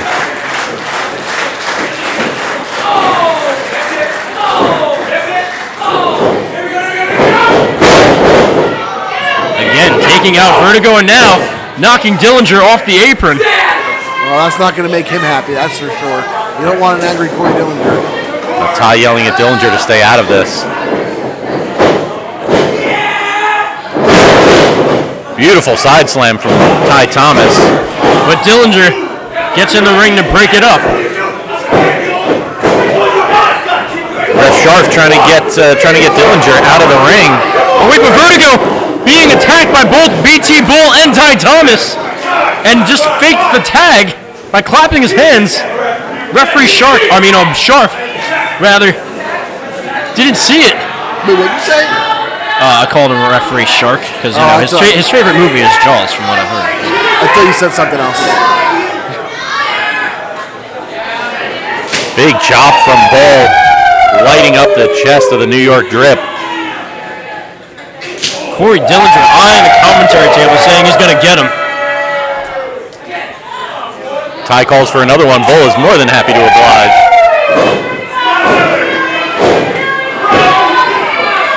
Styling and profiling is BT Bull. Oh, but took his time, and now Vertigo on the attack. Vertigo should make a tag while he has a chance here.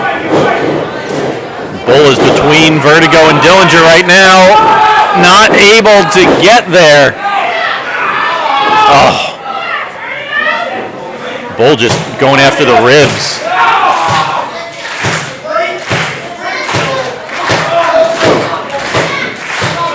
And now Vertigo trying to escape it. Oh, more pressure applied to the ribs. Normally a bear hug is intended to keep your lungs from expanding, keep your ribs from expanding. Bull is just doing damage. He's looking for impact. He's not looking to wear down Vertigo. Oh, but BT Bull missed on that expansion. Oh! That might have been the most hellacious German suplex I've ever seen. The half Nelson German from Vertigo. BT Bull is not used to being manhandled like that. BT Bull also very used to being the largest man in the ring, and I'm not sure that he is in this match. Well, I'm looking at a guy on the apron that might be a little bit bigger than him. Hey, wait a minute. Ty Thomas crawling and covering himself by the apron. Might have broken Dillinger's jaw, and Vertigo is well in range for the tag. You know what I think happened there? I think Ty got unsure where he was, and he thought Dillinger was in his corner. So he was trying to help Dillinger. He pulled him down. No, he wanted him out of his corner. He wasn't trying to help him. And then he realized that it wasn't, so he went back over to his corner. I mean, I could be wrong, but I think that's what happened. So just a victim of circumstance is Ty Thomas. If it's one thing Cypress is good at, it's clearly common sense. Oh! Superman punch from Vertigo catches Ty Thomas diving at him off of the middle turnbuckle. Now both Thomas and Vertigo are down. We saw Matt Vertigo getting some of that boxing training and some of that MMA training. It looks like it served him well as he just lays out the truly terrific one.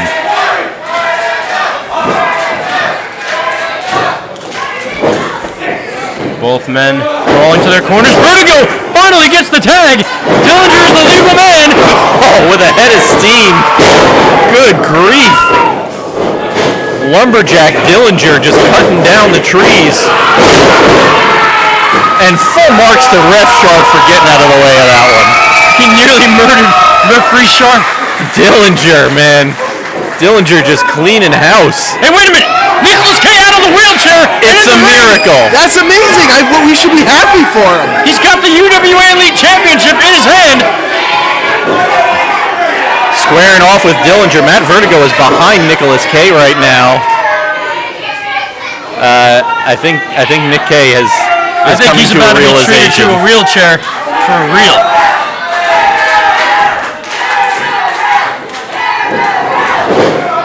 And the trip drop to Nicholas K. I'm so happy. I mean, that seemed a little uncalled for. Matt Vertigo's my new favorite person. Get back in your wheelchair, K. Oh, wait a minute, BT Bull dragging out Dillinger. And Ty Thomas doing something similar to Vertigo.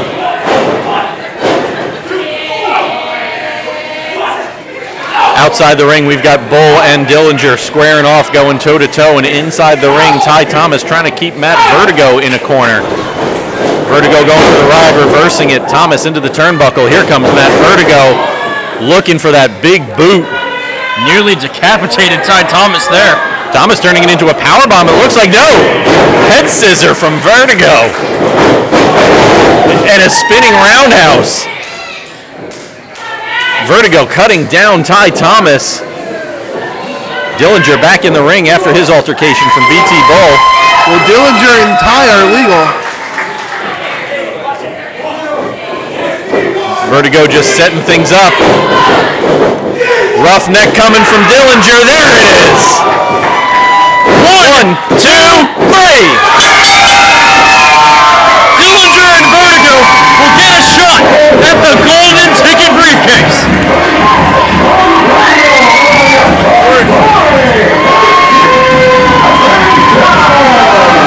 Well, they're friendly right now, but I don't know how friendly they'll be next week in Jackson. Ty Thomas looks like he has no idea what happened. He's yelling at the referee, saying it was 2, but oh, look out behind you, Vertigo and Dillinger. Oh, and a shot to the back with the golden ticket. And then one with the belt from BT Bull.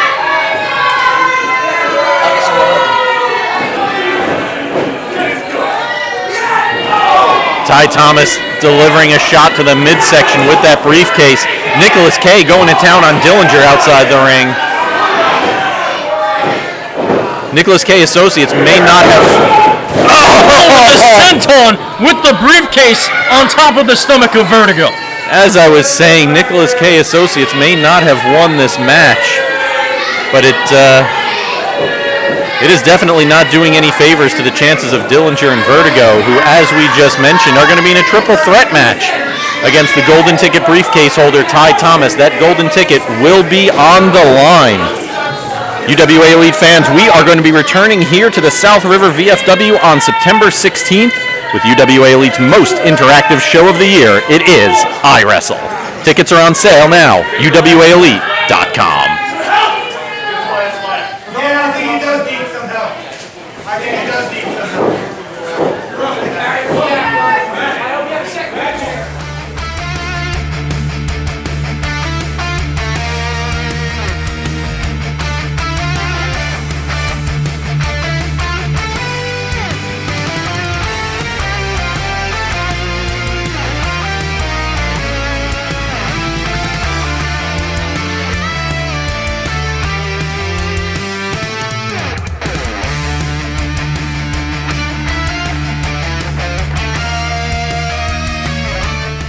every dog has his day.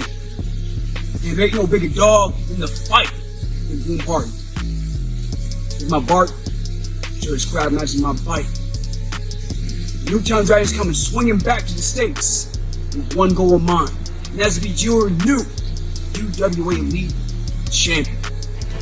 Just like you, I want to do the right thing, but I also want to win. The gods of the squared circle demand that you win. Do what must be done. The army of the UWA needs you to win. You're destined for greatness. You are the fighting king. The army of the UWA never dies. You think you're starting a fire, blazing a path straight to the UWA Elite Championship? You're not. You think your fire is beginning to kindle and take off? Well, guess what? All it takes is one little gust of wind to put out that fire. After I march through that gauntlet, you and your UWA Championship will be in clear sight. Because I am a future #1 contender. I am a future UWA champion, and I am the future face of the UWA Elite. It's just a matter of time. Guess what? Sean Damage McNelis has not only won one Ultimate Turmoil, he's won 2. Just because these people are cheering for me now, just because Sean Damage McNelis is back in their good graces, doesn't mean I'm the same white meat, milquetoast guy I was in the beginning of UWA Elite. I'll tell you something, because I got this match on lock. I'm gonna deal a lot of damage. I don't care if it's a beast or a king, because boom! Jim Wilder's gonna come out on top. Let's go, baby! Boom! 1, 2, 3, your brand new #1 contender is here.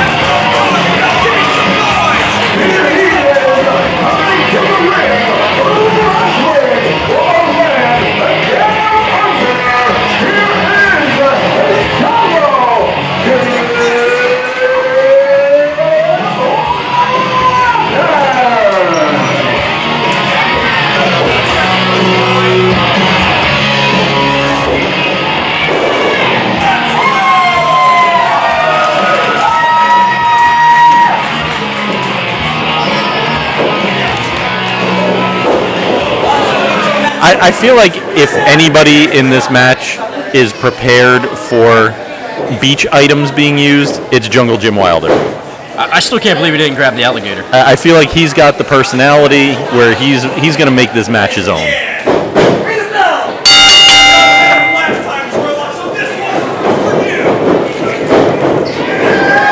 Just exchanging blows in the middle of the ring. Locke and Wilder with a little bit of history, then certainly not their first meeting. These two have quite the rivalry. I mean, from the mega fight event to the back at aggression. Right, back at aggression, excuse me.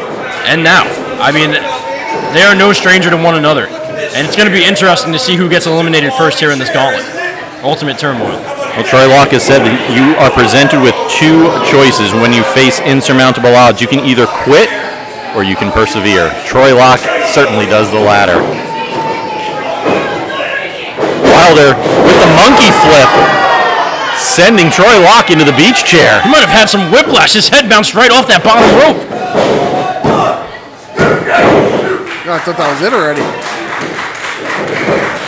Just a reminder for you watching at home, this is a gauntlet-style match. There are 6 men in this contest. The first 2 face off. When one is pinned or submitted, they are eliminated, and the third entrant comes into the ring. Repeat for 4, 5, and 6 until all members have been in the ring, and the last man standing wins. Wilder going shovel style. Troy Locke able to duck it. Drop kick in the middle of the ring. Now he's got hands on that beach chair once more, setting it up. The shot to the small of the back from Troy Locke. Business in front, murder in the back. Locke putting Wilder not through the chair, into the chair. Wilder might have got his leg. Cannonball by Locke. Wilder got his leg caught. He couldn't get out.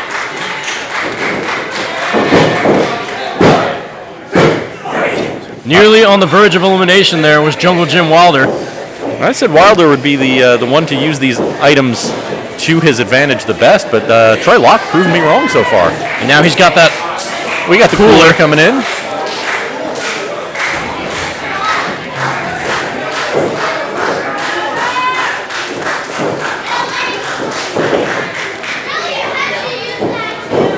I know Jungle Jim Wilder's favorite week of the year is coming up, Shark Week. Is that about the ref? We should have a Shark Week. That's genius. Yeah, that might be a clause in Ryan T's contract. That's true. All right, what else is Locke going for here? Oh, we got another boogie board. We got two boogie boards now coming in the ring. He broke it in half. He snapped it right in half. That doesn't matter. He's still going to use it. Oh, wait, but caught. Half a boogie board is better than none. Oh! The kick right through the boogie board to the face of Locke. Educated feet of Jungle Jim Wilder. That was some shot. I think I saw that boogie board go through Locke's face.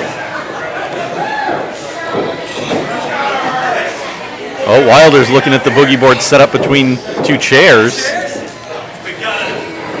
Slightly different from the setup that we saw a little earlier from Flash Carter and Eric Corvis. However, the principle is still there. Wilder's got Locke up. Still similar. Locke, though, able to escape with a shot to the back. Oh! Locke with the backdrop. Looked like Wilder was fighting in the opposite direction. Locke very wisely just went with the momentum that Jim Wilder was presenting him with. Every event, the young Troy Locke here is impressing me more and more.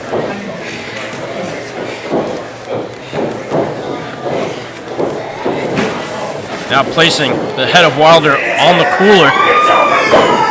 Oh, it's stuffing it right through it! Good Lord! The cooler stomp from Troy Locke. Up goes Wilder, down goes Wilder through the boogie board. Pinfall by Locke. 2, and Jungle Jim Wilder has been eliminated. All right, impressive by Troy Locke, but let's see who number 3 into this matchup is. Oh, boy. Oh, good grief. Well, Troy Locke, it's been fun. You can hear the crowd, and here he is.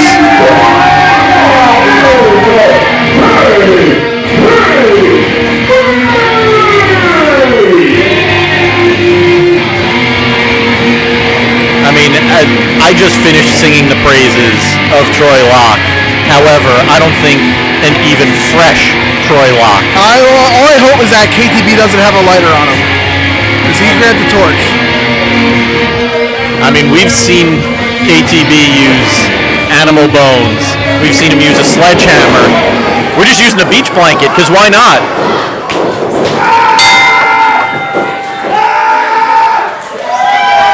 KTB hasn't even gotten his entrance gear off.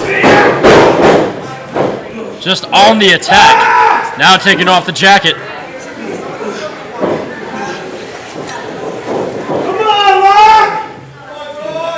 KTB just taunting Troy Locke. KTB just mocking Locke with those attempted strikes, having no effect on him. Sending Locke into the opposite rope. Locke with a head of steam. Maybe he's going to be able to avoid KTB. And the shoulder tackle there. With the neck breaker. All right, Troy Locke using some of his athleticism. Try and go under and around KTB. Imagine like going through a match with Jim Wilder, getting hit with beach chairs and different various beach weapons, and then having to wrestle KTB immediately after it. Not exactly a big reward for the victory.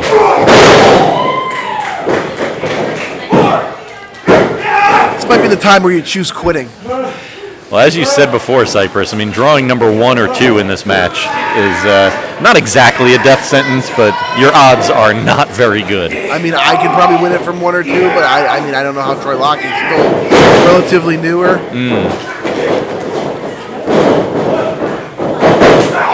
And the knee to the back of the head. I gotta say, Troy Locke getting some over on KTB. I mean, Locke being able to pin KTB. In KTB's defense, I don't think he's ever been to a beach. So Boys, the alligators coming into play. Excuse me, Cypress. No, here we go. You cut me off. That's fine. I won't make my point. Maybe that's a good thing. I'll just tell KTB that I didn't get to put him over because you interrupted me. Please don't. We've seen KTB in a little bit of a David and Goliath before with Boom Harden, and it looks like Troy Locke. On the solid steel inflatable alligator. With it doesn't look like KTB is impressed with that. Oh, pump kick by KTB. Just laying. That alligator is twitching after KTB landed on it. Just wrapping up Locke in the blanket. Almost like a body bag. What is he doing? Oh my goodness! Pile driver by KTB. You can count to about 45. The lock has been broken. I see what you did there.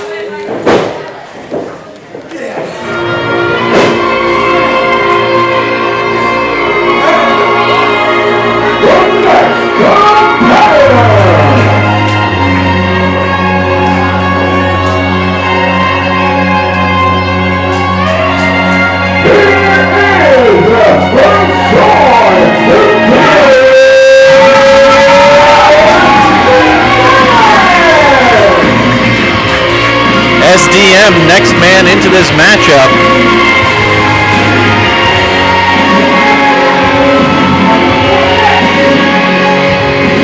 We have seen Jim Wilder, we have seen Troy Locke, KTB, and now SDM. Now this is interesting because these two do have a history, as KTB won his first ever UWA Elite Championship by beating Sean Damage McNelis at UWA 300 many moons ago.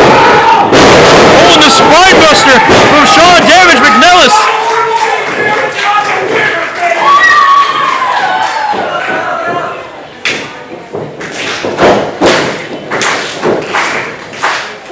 Building up some steam from the UWA Elite Army. Bouncing off the second rope and the elbow to the chest. Damage has already won 2 Ultimate Turmoil matches in his career, looking to make it a triple here. Mushroom stomp by Damage. KTB is sent to the outside.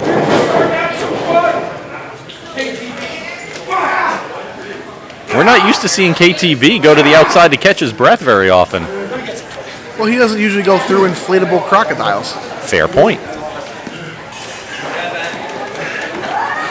And now, grabbing some more tools of destruction there. Look, he's got a badminton racket. KTB trying to charge at SDM, but get a kick to the gut for his troubles. Has the beach chair now placed behind KTB. And the badminton coming into effect. Does he have the whole badminton set? And just flinging the racket at KTB. I think it did a little more damage than, well, Damage expected. Damage isn't used to hearing his name cheered. No, not lately. Certainly very not long lately. time since he's heard that from the crowd. Now getting KTB back into the ring. Damage also saying just because he's in the good graces of the fans again does not mean he has gone soft. Oh, ladies and gentlemen, he's in trouble, isn't it? Oh, yeah. It's good. I love when we have SDM matches. He does the commentary for us. And now on the attack once more. Right hands and chops.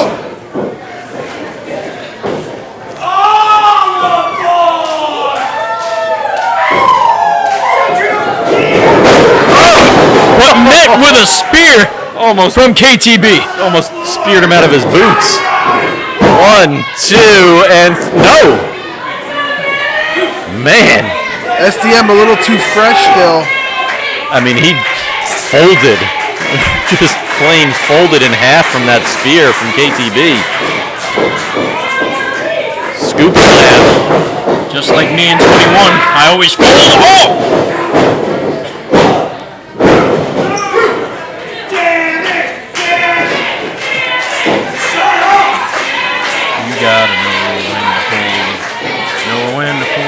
KTB mocking the crowd for cheering for SDM. I am on no shortage of songs today. Let me tell you. Where were you in the 90s experience? When I had 123 songs. KTB with a chop to Damage. Now Damage sent down to the bottom turnbuckle. KTB, big charge coming. Ooh. I don't know how much momentum helps a chop, but if it does, then Damage just ate a whole lot of it. You could ask SDM after the show. He'll tell you. Because that one sounded like it hurt just a little bit more than a regular. Ooh. Whoa. Snapped his neck so hard the headband came right off his head. KTB hanging up Damage on that middle rope.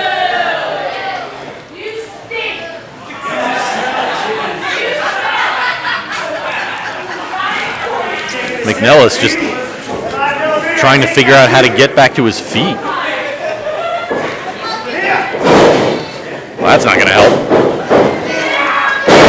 And KTB just falling head first onto the head of Damage.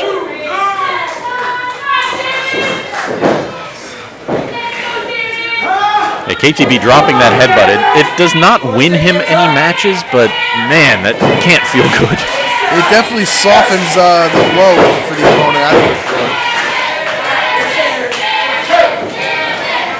Every little bit, every little injury, every little impact. Ooh, another clothesline. Speaking of impact. Did you watch it? Thursday nights, no? That's still a thing? Sorry, McNelis able to kick out.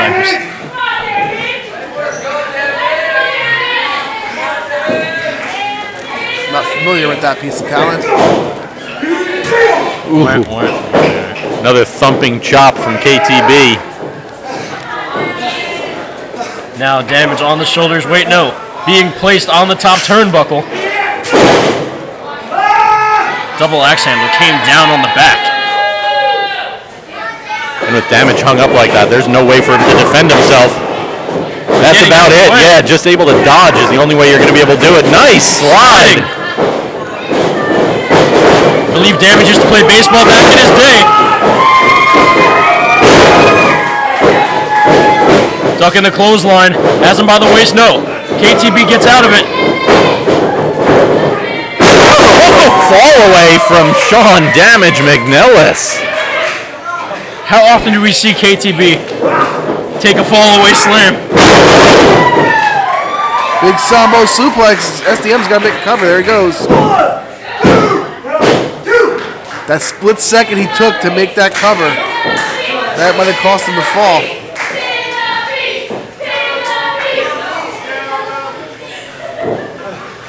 Chance of pin the beast coming from our fans here at ringside. Can we get security to confiscate all the Ryan keys on his stick? Well, I can't look at this guy's face anymore. Rumor has it security does have scissors in his back pocket.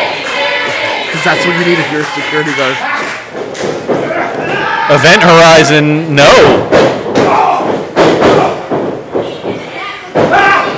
Damage control instead. The perfect opportunity for a pinfall. 1, 2. Only 2.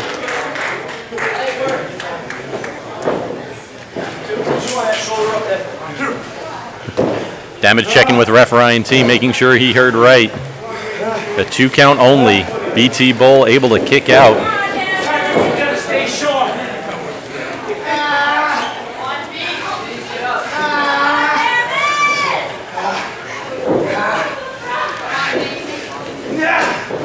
McNelis calling for a new move, but KTB catching it and just dropping him down.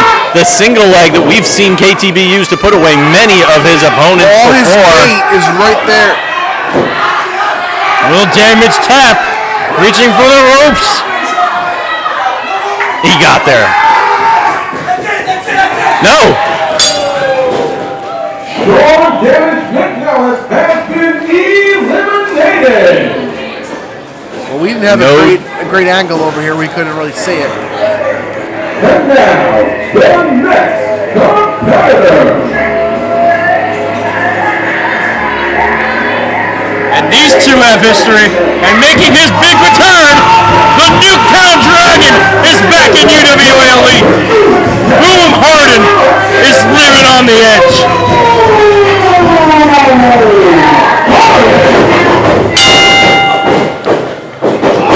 Boom certainly came dressed for the occasion.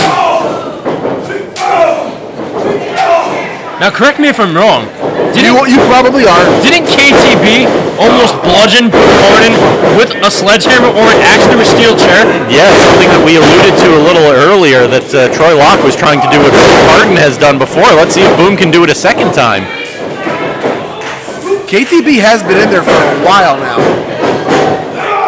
Dive to the outside from Boom. The suicide dive takes down KTB. Boom Harden saying the championships have eluded him, but every dog has his day, and there's no bigger dog in this fight than Boom Harden. Looking to get that #1 contendership, looking to call out BT Bull. KTB might be a little fatigued. Boom Harden off the top, missile drop kick. It looks like Boom landed a little bit awkwardly on the small of his back. And only 2 count. Yeah, that SDM matchup took a lot out of KTB. Yeah, even for a guy like KTB, as great as he is and how ravenous he is, you get in there, you wrestle for about 15 minutes, then you got a fresh Boom Harden who's already defeated you before. KTB looked like he was trying to throw Ref Ryan T into Boom. Wait, he's got the torch at hand. Oh, right on the shoulder of Boom Harden. And it's all legal. Well, that's what you do. You reach into your bag of tricks if you're KTB. You got to slow Boom down. That's how you do it. Just snapping the torch in half. The thing that makes me nervous now is now they have jagged edges, and you don't want KTB with something with sharp edges. You don't want KTB with any sort of weapon. I mean, that's also true. KTB himself is a weapon. Oh, wait, is he stabbing the face of Harden? Am I seeing that correctly? And yes, indeed. Raking him with those shattered edges. Well, as you said, Cypress, KTB is now rather deep into his matchup here, already going against Sean Damage McNelis and Troy Locke. KTB much more of a high impact wrestler. But he does have the stamina. He's had some pretty lengthy brawl for alls in the past too, if I recall correctly. I recall against Matt Vertigo at last year's Middlesex County Fair at Crossroads. Oh, I got you. Oh wait, Boom Harden caught. Oh, and sent right into the steel post. You know, I believe I was KTB's quickest elimination in the brawl for it all. So I definitely hold a record. Is it one that I want? Probably not, but you know. And now MC Hale will say that he was in there the longest. I mean, of the members of the commentary team, I'll say I'm the only one that hit an offensive maneuver. I was the only one who actually, I placed highest of us. I'm not saying I'm better than a UWA Elite Hall of Famer. Well, one thing we agree on is JC was the worst. Ouch. Hey, I tried. KTB playing to the crowd now. We saw KTB before, maybe not looking too great in the ring, but now that he's outside the ring, he is more than happy to take his time and just pick apart the younger Boom Harden. KTB saying the last 19 years of his life have been dedicated to kicking ass. He is not looking to slow down anytime soon either. It's a lot of dedication. And now, KTB going up the ropes. I guess he ran out of bubble gum. All right, that's my favorite. That's my favorite reference of the evening. Well done. I'll give you your props on that. Boom Harden with KTB up in a precarious position on that second turnbuckle. Superplex, it looks like, from Boom coming. KTB trying to fight his way out of it, just raking the eyes. Oh, that's one way to do it. And again, no disqualification. It is all legal here at the Ultimate Beach Bash Turmoil match. Flying clothesline, taking out Boom Harden. But Boom kicks out.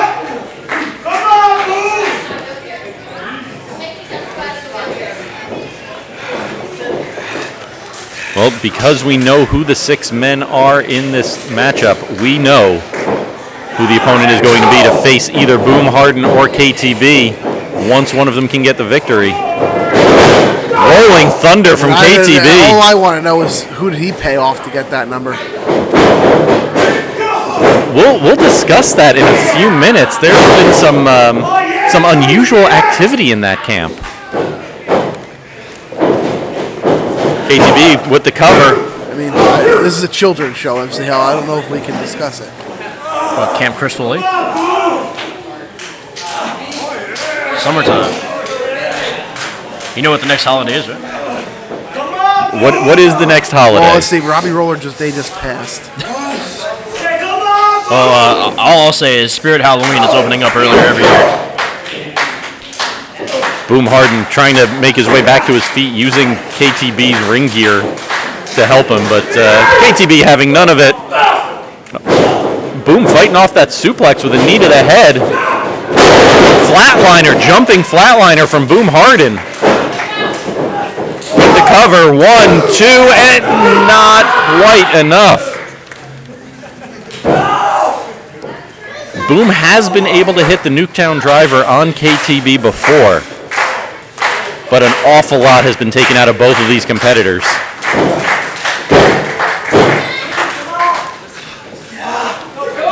Boom Harden, the look of anger on his face. Boom just waiting for KTB to get to his feet. With the waist lock, the much larger KTB able to fight his way out of it. Oh, just smashing. That could be a setup. It could be a setup for that single leg crab. The dragon screw taking Boom down, and there it is, as predicted by Cypress. Boom Harden gonna tap out. KTB dragging him back into the middle of the ring. Not quite to the ropes yet. Don't tap Boom. Think of what's at stake. A #1 contendership for the UWA Elite Championship. Boom able to fight his way out of it. Small package. Both men with their shoulders down. Ducks the clothesline. Boom Harden looking to separate the shoulder of KTB. Maybe break a jaw at the same time.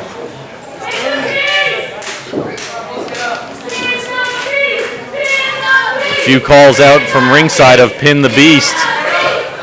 Well, 2 men have tried and have not been successful yet. You know, that chant that the UWA Elite Army was just doing reminds me of a movie from the 90s.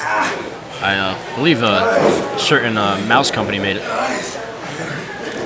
Down in Florida. You know what I'm talking about? Yes, I'm aware. What, Chuck E. Cheese? If you look at my shirt, I think you'll have a clear indication. Boom Harden and KTB exchanging right hands. Boom Harden get the better of it right now. Oh! Kick to the back of the head. The enziguri from Boom Harden. Boom looking to send Beast all the way across the ring. KTB reverses it. Nobody home. The Saito suplex from Boom Harden. believe that was the protect your neck. Indeed. Oh wait, I thought he had 3. 2 count only.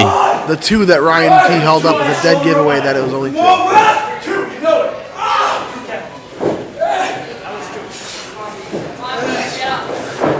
Both these guys can't have much left.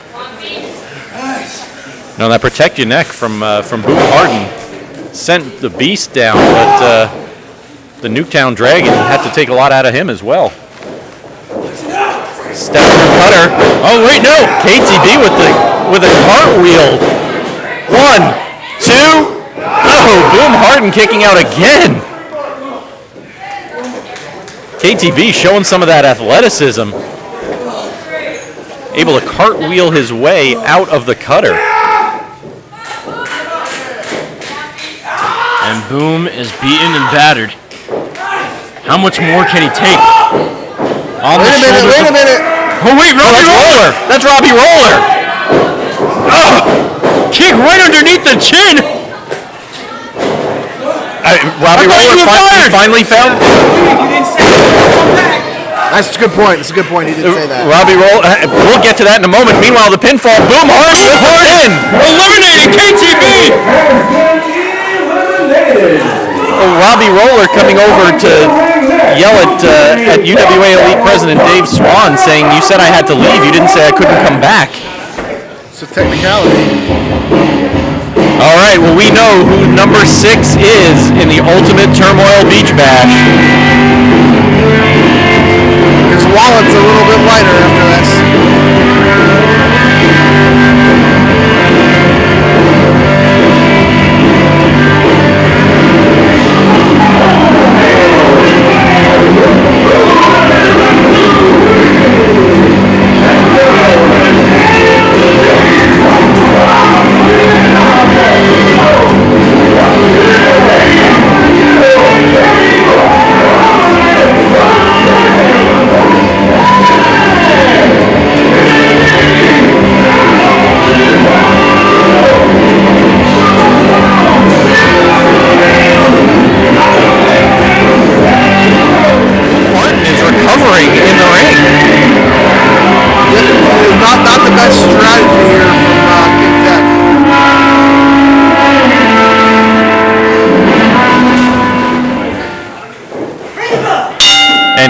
One of these 2 men is going to be your new UWA Elite number 1 contender.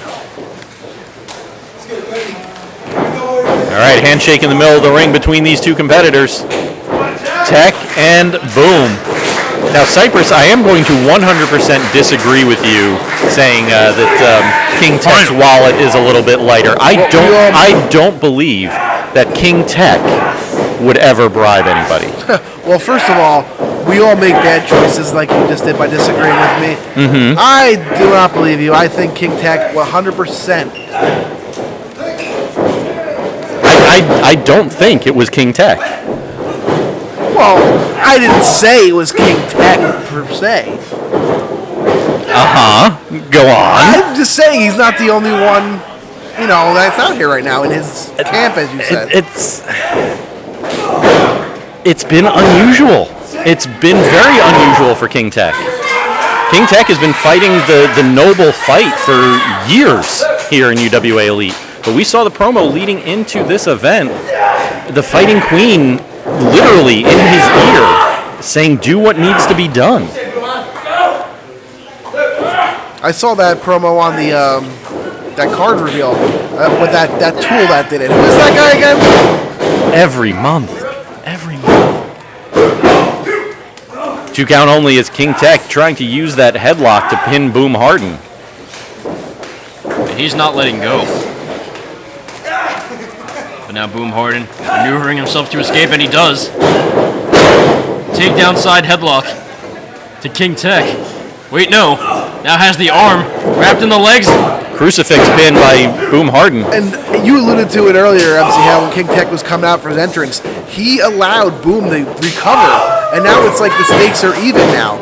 He should have ran in and jumped and pounced right away.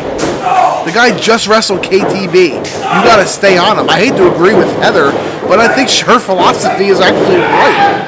Crucifix roll up by King Tech. I mean, yeah, Queen Heather saying all war is deception. We saw her trying to have King Tech use a title belt last month.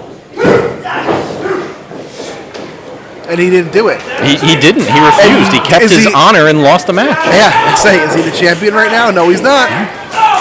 You know, I've just noticed that the UWA Elite Army raising the referee Ryan T2 signs every time for a 2-count pinfall. Just like the great Bobby Heenan said, win if you can, or win if you must, lose if you can, but always cheat.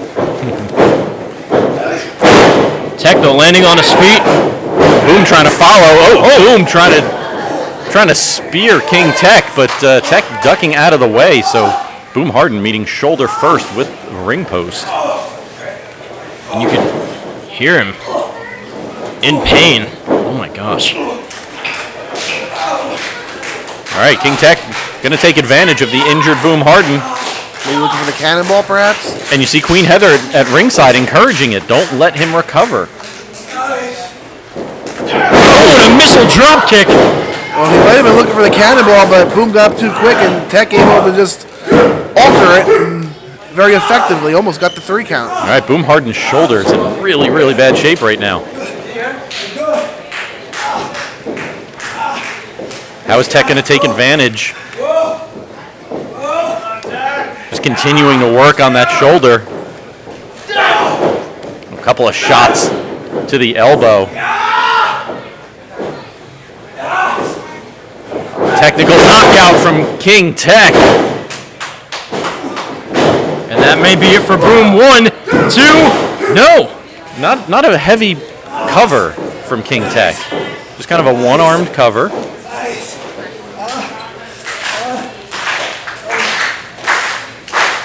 Crowd here not quite sure what to make of Tech right now. Someone who has been in their good graces. I mean, he is the leader of the UWA Elite Army. That he is. Well, I mean, he dubbed himself the leader. That really make you a leader?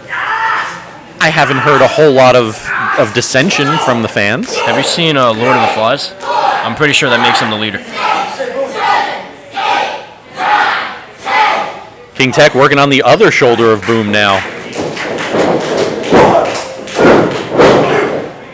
Well, without the use of his shoulders, there's pretty much no way Boom Harden's going to be able to hit the Nuketown driver or protect your neck.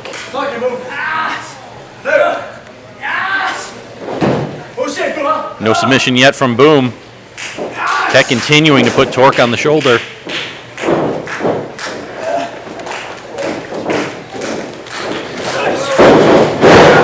Now an arm drag from Boom Harden. I mean, anything to get a little bit of separation, anything to get a little bit of distance from between him and his opponent.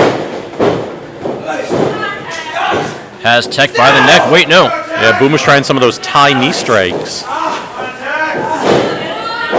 It looked like it took too much out of Boom. Trying to pull down the neck of King Tech was taking, did a little damage to the shoulder of Boom. I mean, so much has been done to Boom Harden already. It's no wonder that he collapsed in this moment. Another unusual cover from King Tech. Boom Harden rolls his way out to ringside to try and gather himself a little bit. He have a separated shoulder, Boom, for all that work that Tech just performed on his arm. All right, King Tech going over to our selection of weaponry here. Queen Heather encouraging him to use whatever is there. And he's got the trash bin. All right, trash can coming into the ring. Wait, how is a trash can a beach item? Every time I go to the beach, the trash is just all over the sand. It has a beach-themed liner. I was just making a joke on New Jersey beaches. Boom Harden looking to put Tech into the chairs. No, reversal by Tech. Just threw him through all the beach chairs and boogie boards. Boom Harden in a lot of pain right now. Landing on that left arm, the already injured shoulder. Tech throwing Boom back into the ring right next to that trash can. Queen Heather yelling, "Do it."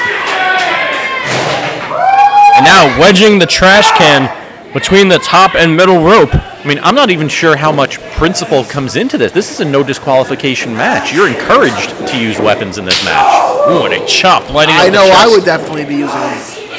I mean, we know you'd be using it. It's legal, though.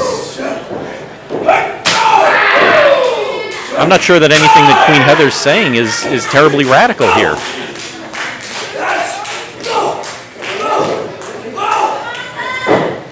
Boom Harden looking to send Tech into the trash can. No, just the injured shoulder. Tech able to slam on the brakes, and Boom Harden practically dislocating his own arm in the process.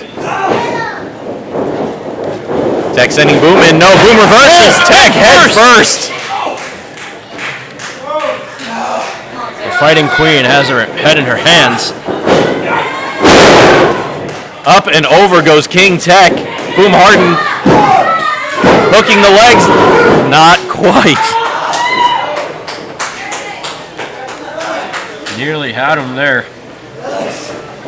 Meanwhile, a Tech-shaped dent in the trash can there. Boom Harden eyeing up that trash can. No, he's going to go back out to ringside. Still a little bit left out there. We haven't used quite everything yet. There's a torch in there that hasn't been used. We'll use the chair again. Why not? Oh, no. He missed the ring.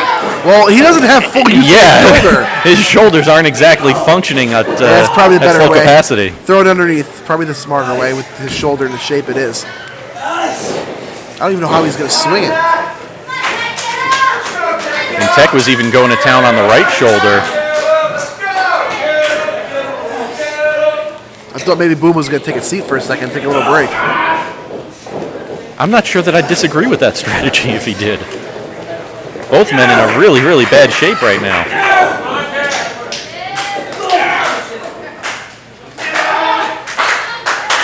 Headbutt from Tech sends Boom into the chair. Wait a minute. Tech climbing up the turnbuckle here. Going all the way up to the top. Was looking for the cannonball, but Boom Harden got back to his feet. Just smacked the legs right out from under Tech. Boom with a head scissor. Looking to send Tech into the chair. Cover by Boom. 1, 2, and 2 only. King Tech able to kick out.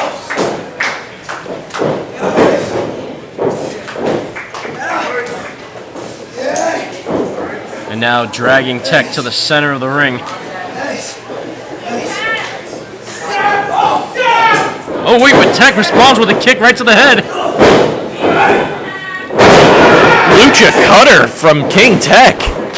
That was impressive. Tech with the knees into the midsection, into the chest of Boom Harden. Big head of steam again from Tech, and again, no, Boom Harden caught him. Boom sets him up on the top turnbuckle. Crossbody, but Boom catches Tech. It's amazing Boom has anything left at this point. Boom with the fireman's carry. Hurting his shoulder once more after that maneuver. 2.5. If you can get the 3 count, you can rest for a week.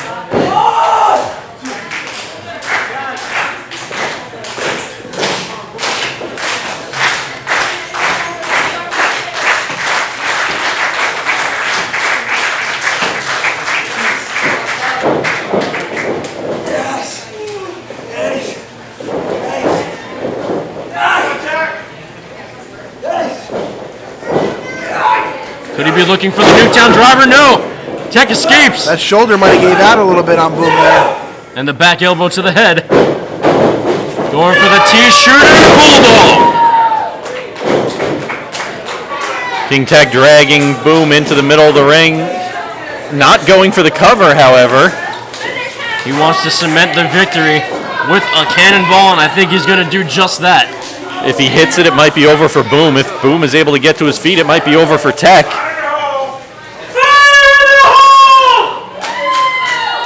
And cannonball connects. Pinfall 1, 2. Tech is your #1 contender.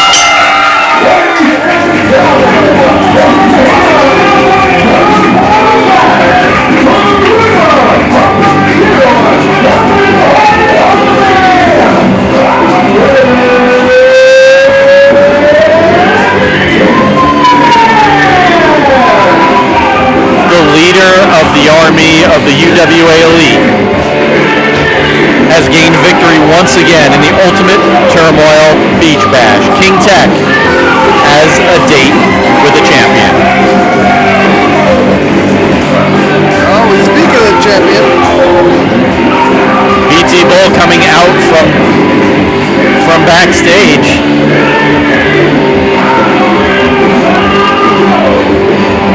There it is, ladies and gentlemen. This matchup is going to be coming. Oh, here comes Bull into the ring. We've been waiting, Queen, sliding a steel chair in, and hitting Tech. BT Bull across the back. King Tech with no hesitation using that chair. What happened to his moral code? I mean, there's no match going on. BT Bull doing the smartest thing he's done this week.